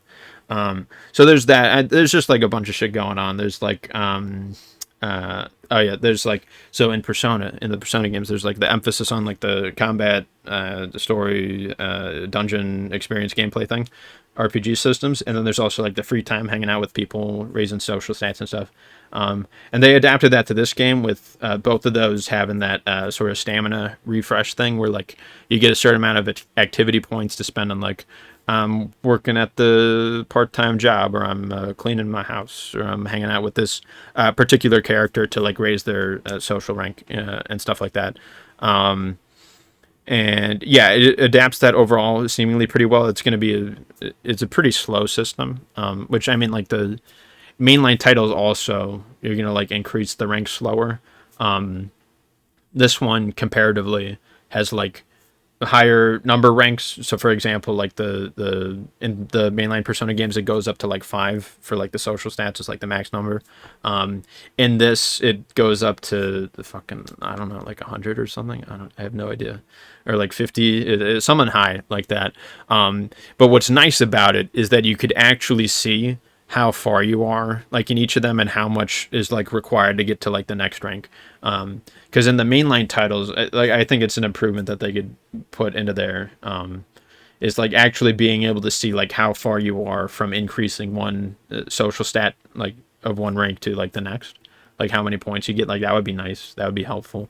And this game is very clear about how many points you need to get, and then also how many points you get through each activity. Like it'll tell you the number of like doing this activity will get you this many points, and I feel like the mainline games could benefit from that also.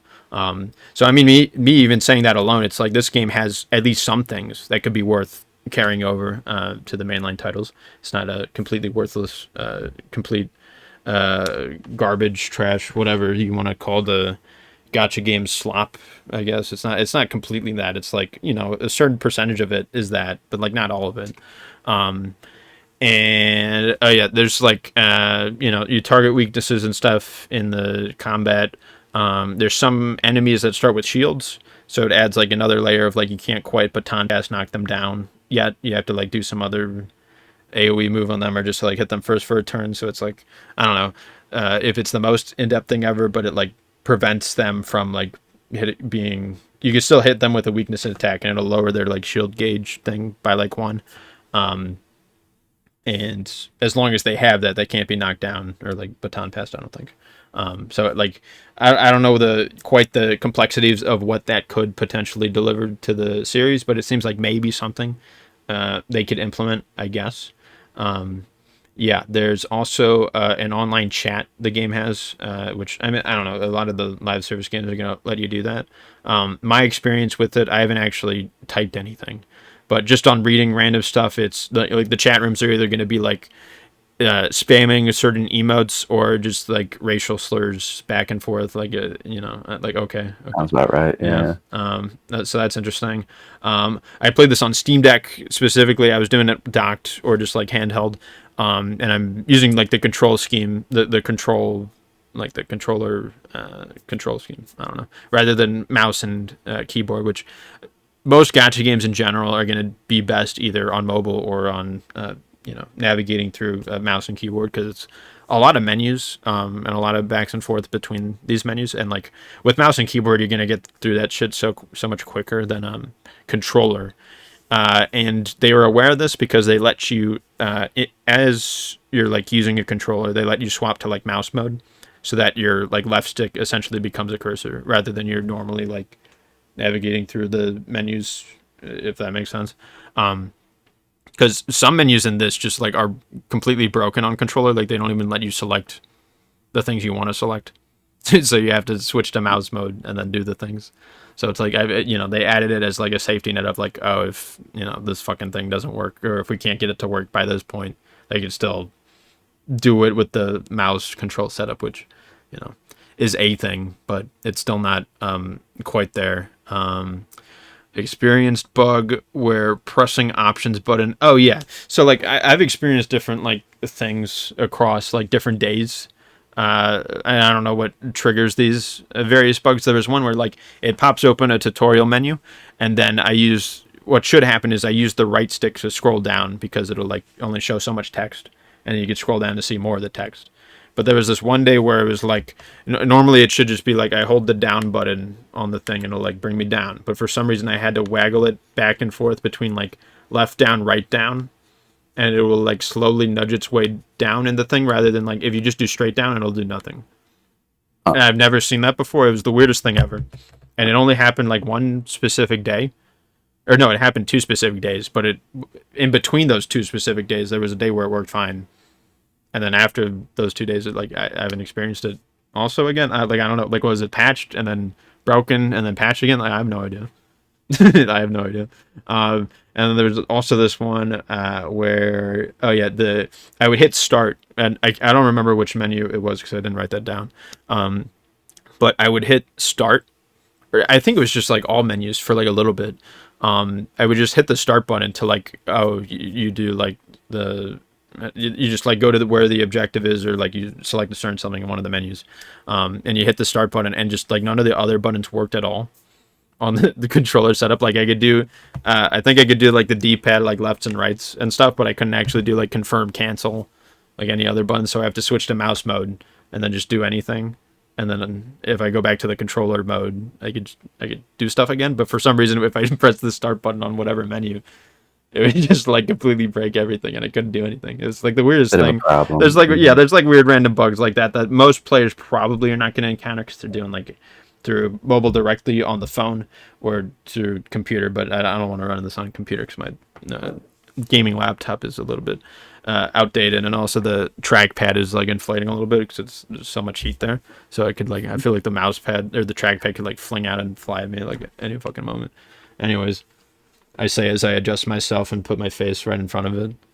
Yeah, it might be better to be safe. Sorry. No, yeah.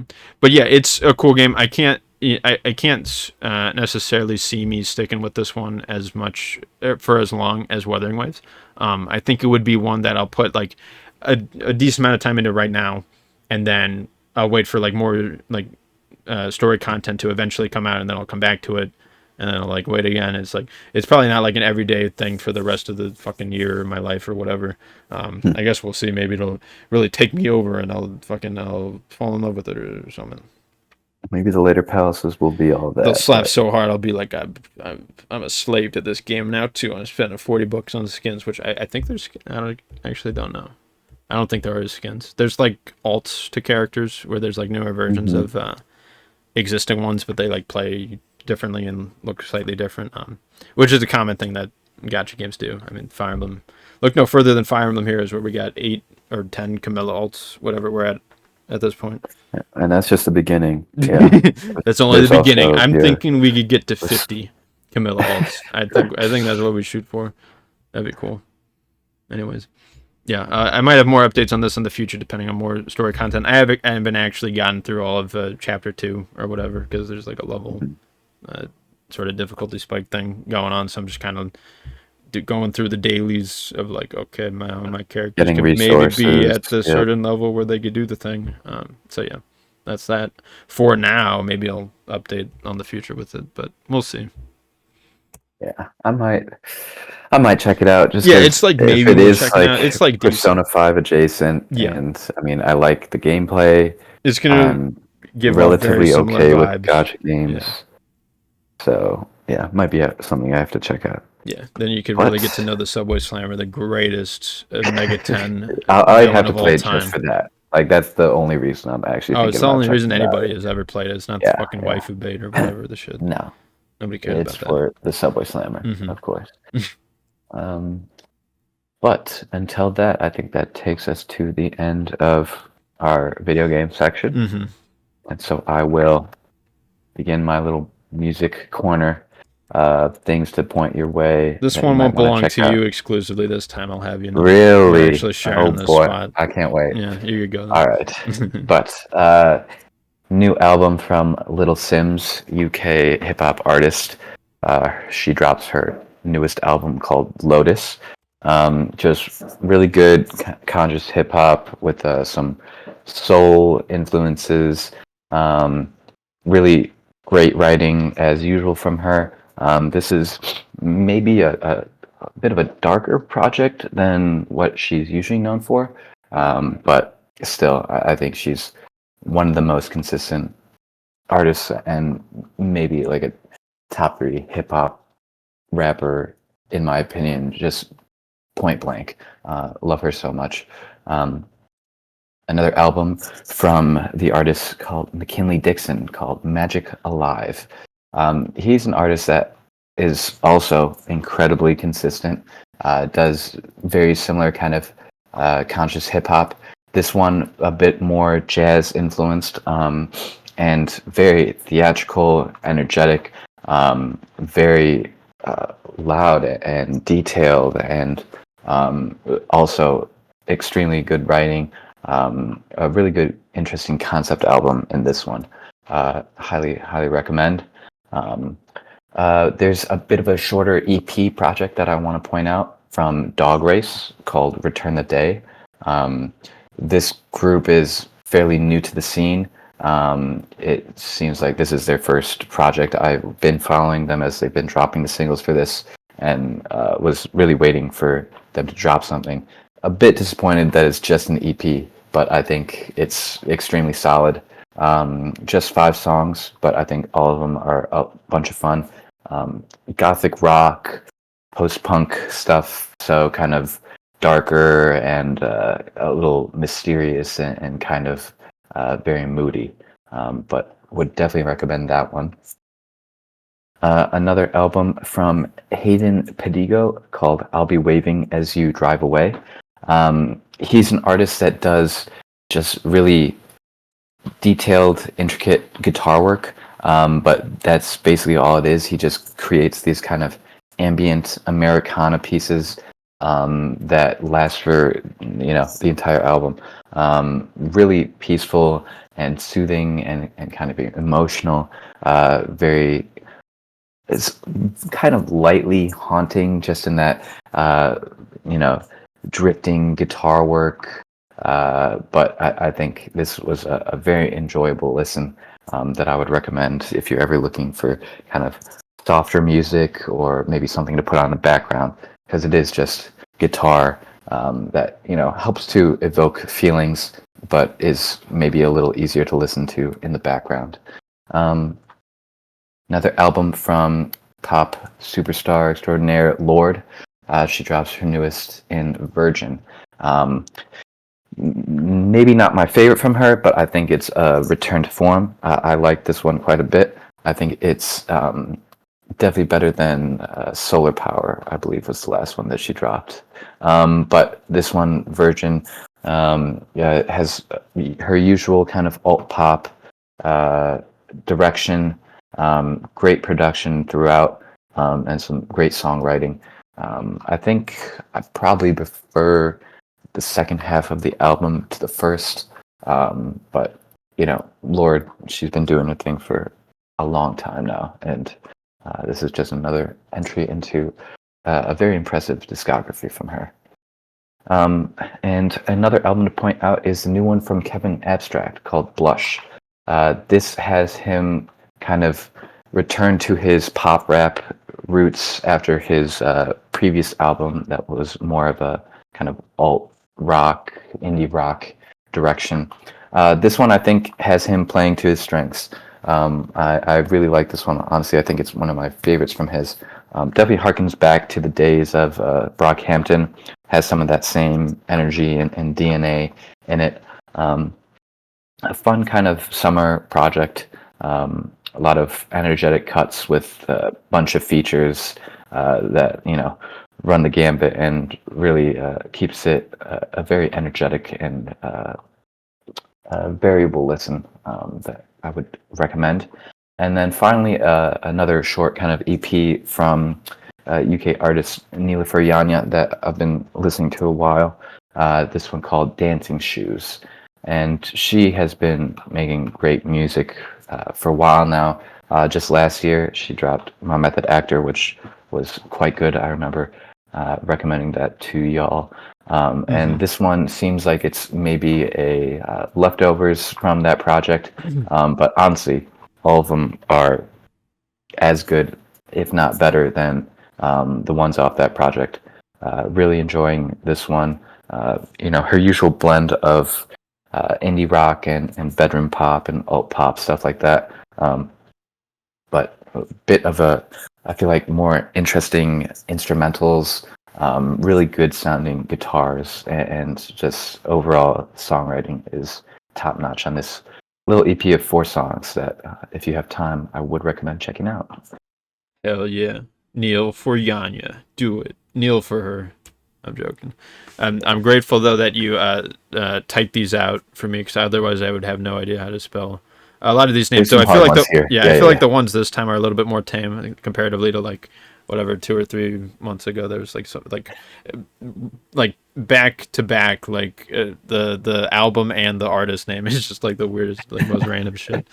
But hey, it's a fun way to express yourself artistically and to stand out from the others, is to like come up with weird, wacky, crazy names, and also make the album covers match that in like unique fashion or whatever. Which the artists in the past and right now you'd mentioned definitely do that, even though they are more tame this time, and it feels like I'm looking at real words for most of it. So yeah, that's cool. I have very small handful of updates. They're not even really updates. It's basically just like I looked into this person and I kind of like their stuff. Like, glad to hear about it. Yeah. Because I'm slowly, ever so slowly, making my way through that the Peter Grandmaster playlist number 2, which I think I'm almost done with. I think it caps or finishes with Bob Dylan, which I'm almost at. Which once I get there, I'm probably just going to skip all of that on the Peter thing specifically, because I want to eventually make my way back to that on my own, I think, and just go through all of his stuff again at some point relatively soon, if I could ever do that, because I don't listen to music. But I think when I'm done listening to a bunch of like D&D, whatever adventure things, I'll be on the music mindset for my whatever free time background noise thing. So yeah, I think technically right now in that playlist I'm on like Van Morrison, which I don't really have anything to say other than like, well, Moonlight is nice or whatever. Which again, I'm probably him, and also the other people I'll mention I'll go back to eventually, like New Order and the Smiths. Like there was enough out of like whatever stuff you had in there, gathered from whatever couple of their albums and stuff, where I was like, you know what, I like these guys, we'll probably check them out again at some point, and maybe I'll even remember a singular song or a singular album that they made or like created, stuff like that maybe in the future. And with the Smiths specifically, like they're known for being like sort of an emo band. I didn't get that vibe at all. Like they didn't seem like that out there or edgy. Like it was just like a certain amount of songs that was not included in the Peter Grandmaster playlist.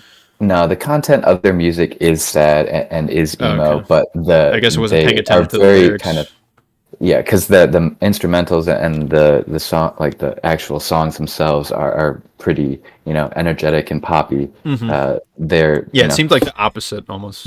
I just knocked my exactly, and that's why they're a popular group, because it is very listenable stuff. But if you read into the lyrics, it's a lot of depressing shit. Cool. Well, I'll look forward to going back at that, and I'll actually look up the lyrics. Like, why is this band so edgy? Oh, that's why. sort of realization if you, Yep. I guess, read it. All right, cool. Or just really listening, which like I'm pretty bad when it comes to lyrics, like thinking about them like as they're playing, like listening to them as like the song is playing, and like that's usually not how I I approach do a the song. same I thing. usually Yeah, like more of like a if I really like the song, I like look it up melody first. No, out of curiosity. I fully agree. Yeah. They're a cool There thing to are. like boost the song, but they're not the end all be all of the thing. I But agree. I think some Yeah. people also on the flip side of that like ignore it and just like they don't matter. I think they can matter is the thing. Like they don't Yeah. always have to. Like each like why should there be a rule like that for like every song in existence? Like why can't there just be some songs where it's like the lyrics don't even matter, or there's just none at all in the thing? Like what about those? You know what I mean? Or Yeah. there's like the Music is lyrics art really and are all cool and subjective. enhance the songs. Like if the Bob Dylan lyrics like were not really cool, then his music would probably not be that good because his voice isn't that good, right? And like I mean, Yep. I'm not Yep. sure how good he is as a musician. I'm sure he's relatively good. Like neither the Hmm. No Way Home or the fucking other one that rhymes with it. Unknown, Same, complete yeah, unknown. exactly. Complete unknown. Thank you. Like neither of them really emphasize like his musical playing. It's mostly just his attitude and the lyrics and stuff, I guess. Hmm. Which is sell that. So like for his songs, they matter a lot, right? Like but Yeah, like for other ones, they don't as much. it's So definitely a case by case yeah, basis. There I are don't see why it artists has to who be like focus so a lot on simple their writing. one way or the other. Yeah. Yeah. Yep. Anyways, there was one other thing. I guess I wanted to mention the main thing. There's this band, sort of a weird name, Neutral Milk Hotel. There's, I Hmm. guess they're known as like I don't know, one hit wonder. Or like they have sort of one album they're pretty known for, and then the other Yeah. ones they have like maybe one or two more, and like nobody cares. They just have one other album Oh, and okay. maybe like a EP, but Yeah, yeah. the main one that they're most famous for is the In the Airplane Over the Sea. And this album is really cool, specifically the one with the song that shares the title of the album. I mean, I don't know how to describe it. It's just really nice and cool and like emotional and fun and stuff. Like the song Hmm. slaps. It's really really good, and really nice, and to the point where like it almost sort of overshadows every other song in the album. Like there's definitely other good ones in there, but it's just like none of them really compare to this one and the I guess quality of it. So yeah, I don't know if you have any strong piece or like opinion about this I mean, game. this is an excellent album. For many people, it's one of their top albums of all time. Yeah. I don't know if I put it up that high for me, but I think it's extremely solid, very polished indie folk, indie rock stuff. Hmm. I like a lot of the songs Yeah. on them, even more than just the in the airplane under the sea or over the sea. But Under the I Sea. do The love ship that crashed. as a title. Yeah. Track. I also really like the King of Carrot Oh Flowers yeah, Part yeah, Two yeah. and Three, where he Hmm. starts with "I love you, Jesus Christ," over and Yeah, over and over. It's yeah, so good.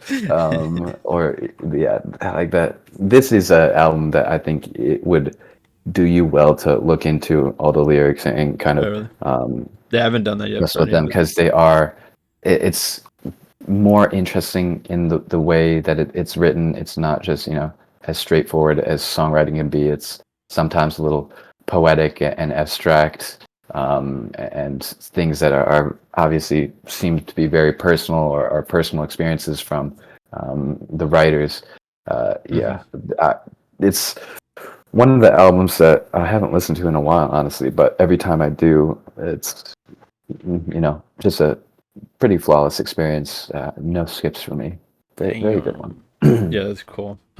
Yeah, definitely worth revisiting in some form in the future. And yeah, that's my update for the music section. Join us in 6 months where I'll have another update. With a few more things to talk about. Hmm. All right. Onward to Shall we books. talk about some books? Yes, I sir. read quite a bit this Oh, I this got past nothing. month. I got nothing. I like All caught right. up sort of, or I didn't catch up, but I like read some manga that was Hmm. like ongoing. I tried like I didn't catch up with One Piece, but I was like 20 chapters behind somehow. Like I just haven't read it in like a quarter or a It's third of the I year haven't or read in however long. probably over a year. Damn, Like, you're so just it's storing been a that shit while. up just to like Yep. go Yep. one day, just I'll unload it, I'll I'll go binge through it all of all in one, yeah, like you said, one day. So it. once I get around to that, I'll have a lot more to Hell yeah. update Yeah, manga I wise, had but I only haven't read been reading like any. out of like the 20 chapters, I was behind. I had only read like 10 of them, and like now like 2 weeks have passed, so there's like 12, I guess now probably, or 11, depending on if you took a week off or something. Anyways, I don't really have an update on that because it's sort of would require spoilers, which we could maybe do on this YouTube thing for like a specific Yeah, like ongoing either TV series that we're into or something, or like if like really somehow like the episodes are that like strenuous, because like Arcane we watched, but that was like someone that like was sort of uploaded in just three bursts like across 3 weeks, right, mhm. or something. And so like by that point we would like, we're not spoiling it because like it was over, but like for something like more continuous that's like never gonna fucking end for as long as we die, like One Piece, we could maybe eventually, like if we want to spoil it, Yeah. maybe, I Once guess, I we're don't all know. caught up together, Yeah, yeah. if that's a thing that we do. Again, I'm still behind, you're still behind, it's like, we're just sitting there. But yeah, they get away with the books. All right, books that I read this month. First one, a book called Still Life with Woodpecker from Tom Robbins. This is an author that I checked out a couple years ago for his book called Jitterbug Perfume, which was a recommendation from one of my friends from college. And that is one of my favorite books, honestly. I really enjoy Jitterbug Perfume. And so I was curious about checking out his other stuff. And we ended up checking out Still Life with Woodpecker for book club. And I was not as enamored as I was with Jitterbug Perfume, but I still enjoyed a lot of the same aspects in this book. I think some of his weirder aspects as an author were worse in this one, but I still think that the strengths of his writing is apparent in this one. And the things that I really like about his writing is the kind of weird, like sardonic and dry humor that he has, as well as a bit of a kind of abstracted, like world that he creates. It all takes place in Earth, right? And Mm-hmm. it's just a novel. It's not fantasy or anything, but it's really just a bit of a strange and kaleidoscopic read. um, the plot is very strange. It's boilerplate. It's a love story between a princess of a um, foreign nation that has been uh, you know out of power and they now reside in America, in Washington, and the romance between her and a bomber, a terrorist, and that is like really boilerplate. Like the easiest way to Mm-hmm. describe what this book is about, because it's not really about that. It's about all of the themes that it brings up in its very strange and abstract ways.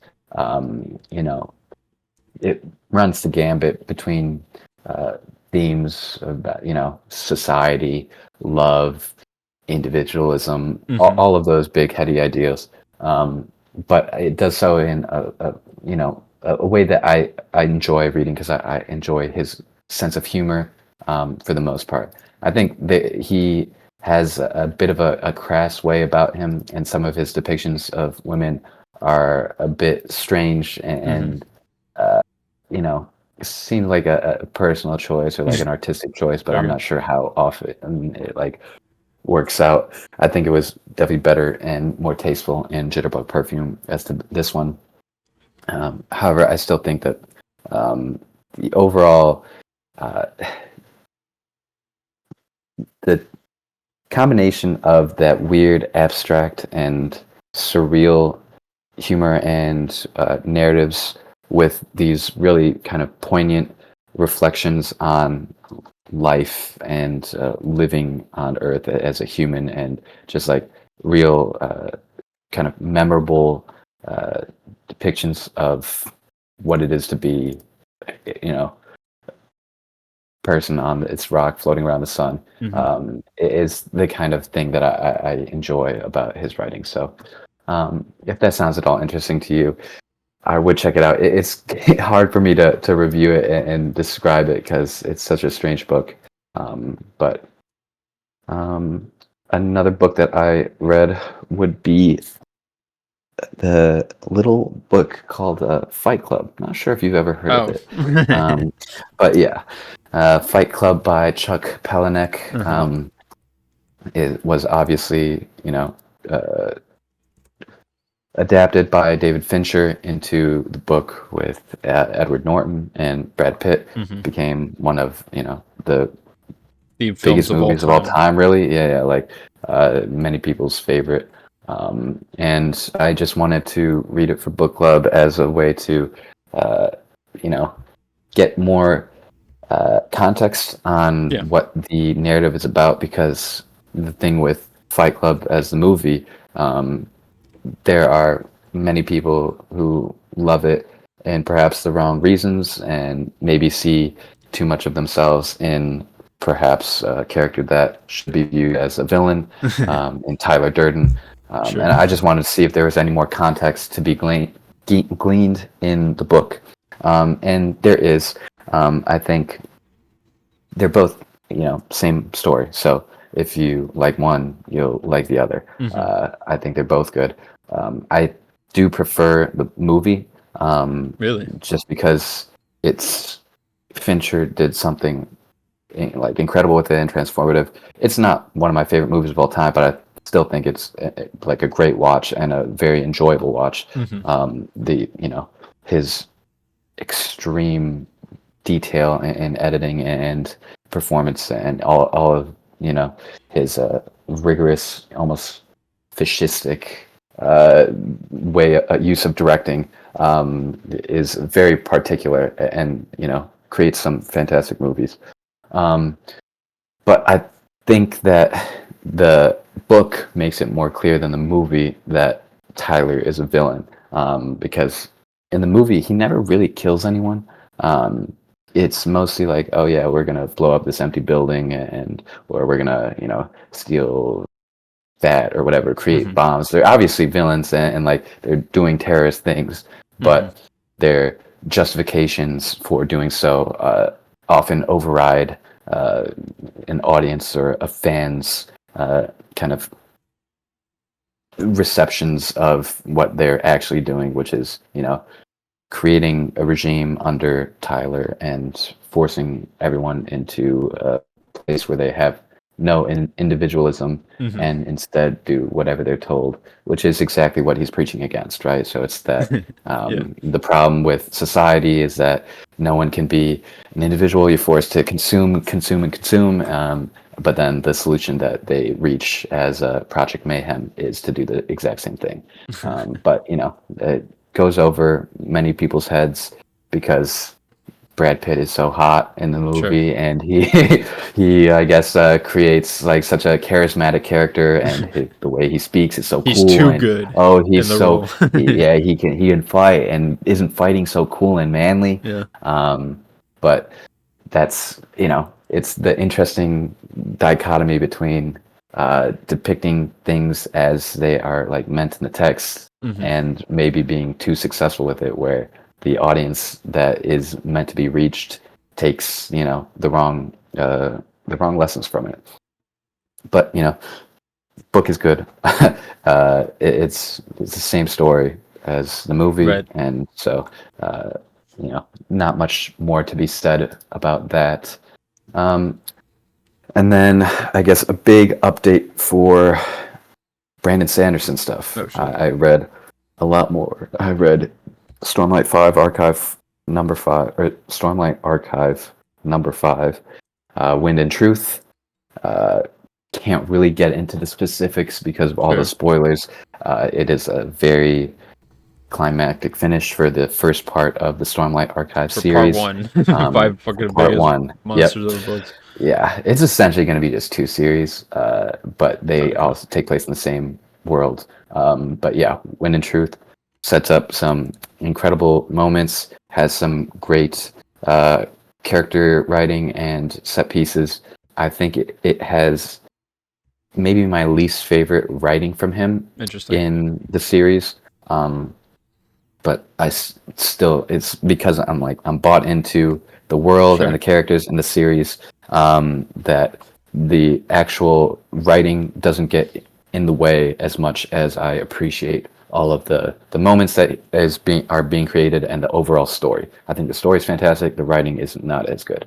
And then after that, I kept on catching up on his secret projects that he released over COVID, where he wrote like 5 books in secret or whatever, Yeah. and just released them, because that's what he does when he's already writing for like 6 series at the same time and That's nuts. writing like 7 books in a year. Uh, but those books include The Sunlit Man, Tress of the Emerald Sea, and Yumi the Nightmare Painter. Um, all of them were good additions to the Cosmere. I didn't love Yumi and the Nightmare Painter as much, specifically because I have a bit of an issue about how Sanderson writes romance. I'm not the biggest fan of it. I know that's a personal, prerogative of mine, but it's just something I don't think he does super well. And so Yumi and the Nightmare Painter focuses heavily on romance, and it felt very tropey to me. It is trying to do a kind of uh, what is your name kind of thing, Okay. where you have your body swap Oh, okay. people from different worlds and people out of place in each other's bodies, in order and they get closer throughout the story. And I just don't think it was handled super well. I didn't love some of the characters, and some of the justifications for actions felt not great.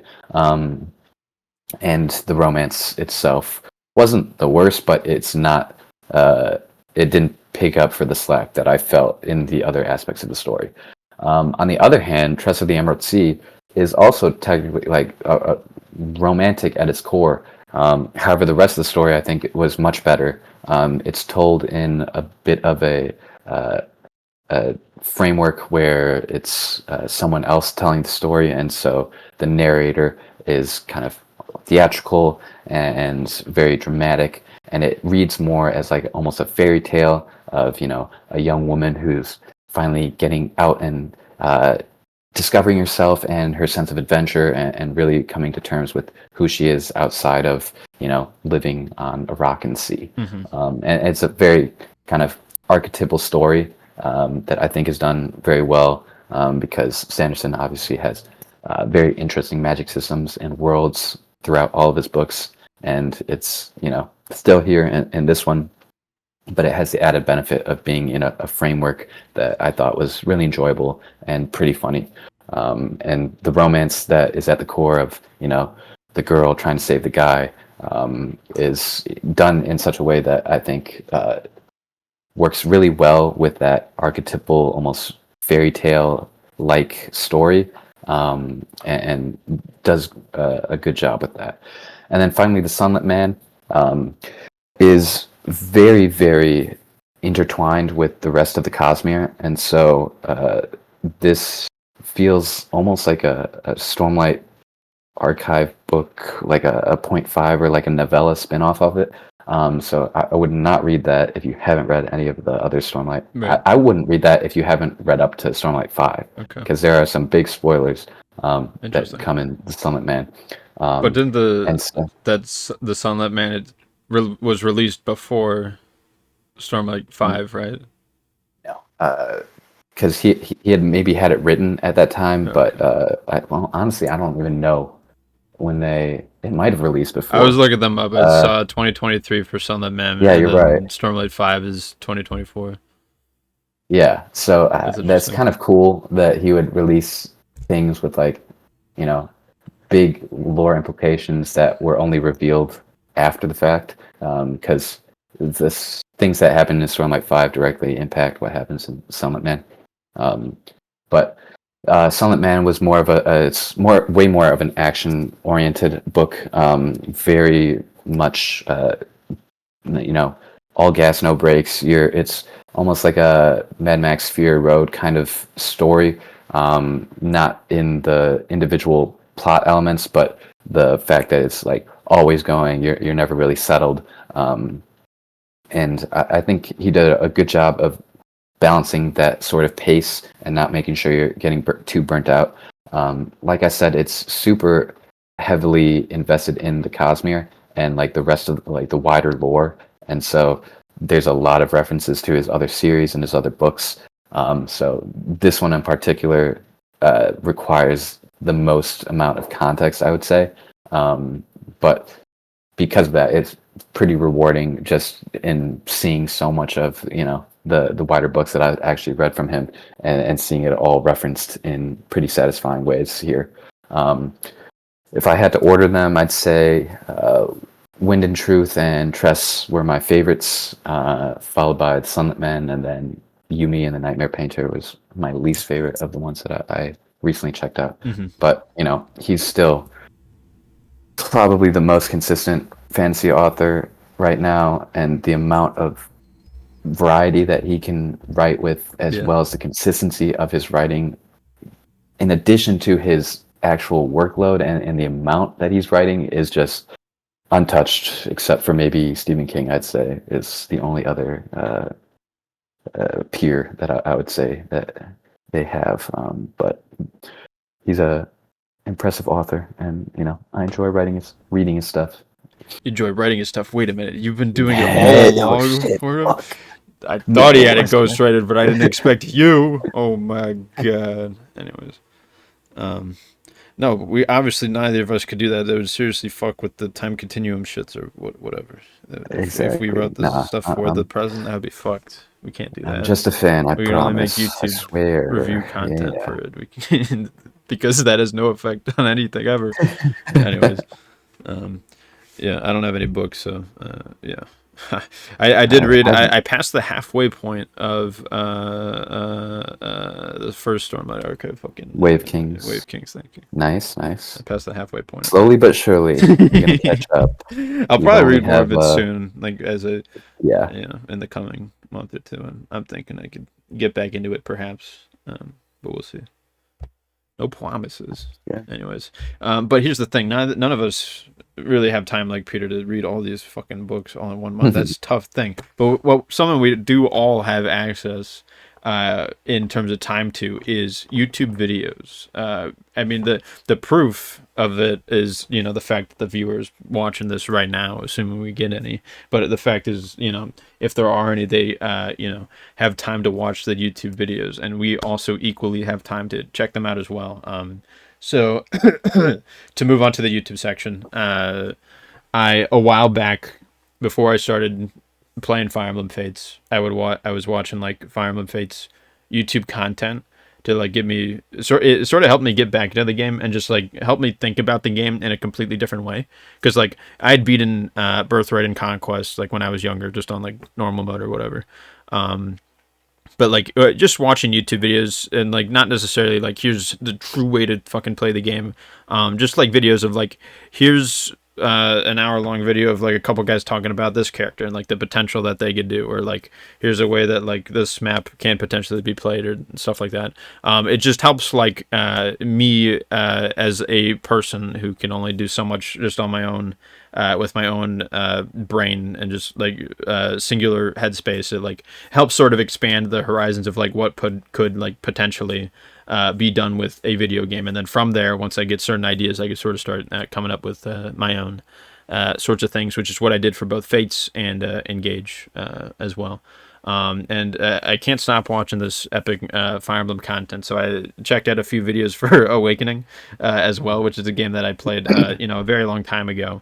And at that point, it was the first game I played in the series, so it was probably the narrowest I've ever been in terms of like I'm going to play this game this one way, and that's it. So there's this YouTuber called Ellery, all lowercase, and they have a couple playlists. One of them is how to play Fire Emblem as hard as difficulty, ! Lunatic Plus, where they're just showing off like a couple of the introductory chapters of the video game, and one of the probably the most important video from that YouTube playlist is their video about like fucking team building or whatever. I don't have the full title pulled up, but I guess I'll show it on screen or whatever. And it was just like a fun video to watch and just like get my mind thinking of like, oh, that's maybe how people play the games, not at all the way that I did, but it's like a way to approach like the more challenging, I guess, aspect that is Lunatic Plus, which from my understanding is complete bullshit, but some people find it to be fun. They also had another playlist, which is Fire Emblem Awakening character guides, which there's only 4 of them out so far, and like every day, now that I've watched the 4 of them, I'm just sitting there like, please give me more. Where's the other characters? Because there's so many characters in the game, and it's like they talk about some of the other characters within specific character guides. So they have like one for like Lisa, and they in that also sort of mention like Owain and like how to make them good, and like other characters and like how to use them with her and stuff like that. And yeah, I don't know, they're just fun characters. They're very long videos, obviously. They're like an hour each almost for some of them. So. But it's the kind of stuff that I'm into, and now I'm on the mindset of like I should go back to Awakening, and that would be epic. Path of Radiance, Rated Dawn, playing the fucking Sacred Stones for the first time. No. Any new ones? No. Just play. Do they look? Play ones you have already played. What about the waifu? I need a waifu-isms. I can't do a game if it's just like a fucking play as some dude or girl, like fucking Erica. I don't care. I want to be just some noble or lord. Not a whore. That's something that's never been done before. Yeah, no. I think it would be cool in the future if there's like an actual real character, not just a fucking avatar character. Unironically, I think it would be nice if they went back to that, because like the best story that I've encountered in Fire Emblem is Echoes, Shadows of Valentia, which is not an avatar character. It's the 2 main characters, and they're both distinct and real and flawed and cool, and like the story's into the story's awesome. In a way that makes sense. No, yeah, like the story's awesome and shit. And like the other ones that I've played, I think all of them have been like Avatar stuff, and it's just like, those are often the like, I mean, the thing is, like, we already have all these other ones, but like, it's what the series now is known for, I guess, and it's what the casual fans want. It's what the stupid fucking casuals ruining our game. I used to be that guy. New era. Joined the Awakening grind, and I've only played still the most recent titles, but now I'm on the mindset of like the gameplay comes first rather than the fucking stupid. Not stupid. I shouldn't say stupid. People love it. The I gotta marry a character. Like, whatever. Get over yourself. You're 34 years old or something. I don't know. Anyways, but now I'm in the mindset of like I should check out Lunatic mode, because it's something I only briefly did years ago, and at that point I like was watching like video guides of like what to do and shit. Because it is just like ridiculously tough from like the get-go. Not impossible, but it definitely will take a number of tries, like even just for like the first fucking couple of chapters. It's just absolutely nuts, the fucking enemy stats it throws at you. But I'm willing now in my matured brain age, time placement in my life, to give it another go, and I think watching these videos has helped sort of reinforce that idea in my brain. So it's not everybody's thing watching Fire Emblem content in the fucking 2025 equivalent year, but I think they're cool, so why not? I would say check them out if you are interested. Cool. Not much to talk about on my end regarding YouTube. Sports. Just I mean, there's not much happening in sports. You're telling me I can't put on my Mickey Mouse Cowboys Wolverine image on screen? I guess I could talk about how the Cubs have been doing, because really the baseball is the only season happening right now. There's soccer still Football's going on, but it shouldn't be. Football is not about to start, but I guess maybe in at the a couple months. Like a month. Yeah. I don't know. Actually, I'm making shit up.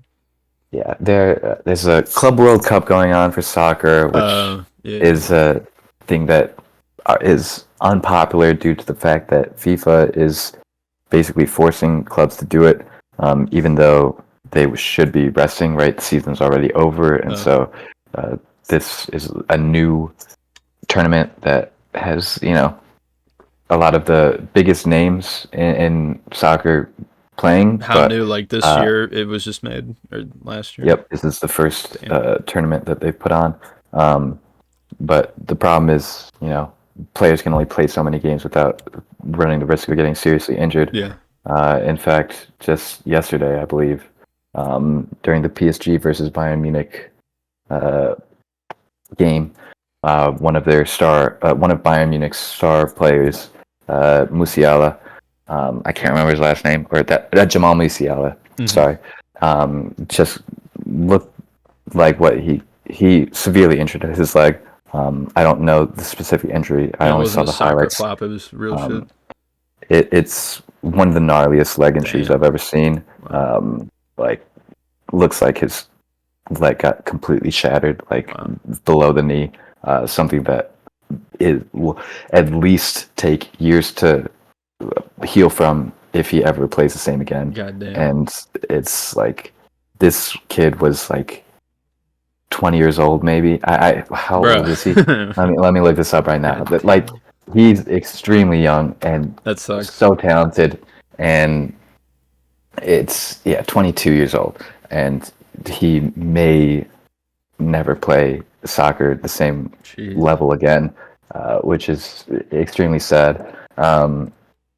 But beyond what's going on in soccer and the problems that they're facing with FIFA as an organization, which is, if you don't know, then you don't know. But if you know, the FIFA corporation is like extremely corrupt, and the problems that they're just trying to get more money out of stuff. So we'll just make another fucking tournament. Exactly. Like, I don't care about player health or whatever, or longevity of the seasons or anything, so long as it gets money. But baseball's cool. Cubs have been doing. They've sort of slumped a bit in this past June, but it seems like they're kind of coming back. I believe on the 4th, they actually just set a record for the team for the most amount of homers, 8 homers in a game on the Cubs team. It was a very fun game to watch. But yeah, they're still cruising. One of the best games one of the best teams in the league, which is very fun as a Chicago native and a fan of the team. But if you have anything else to mention, that's it on my side. Are you good? Yeah. All right, cool. Thanks for watching. Bye.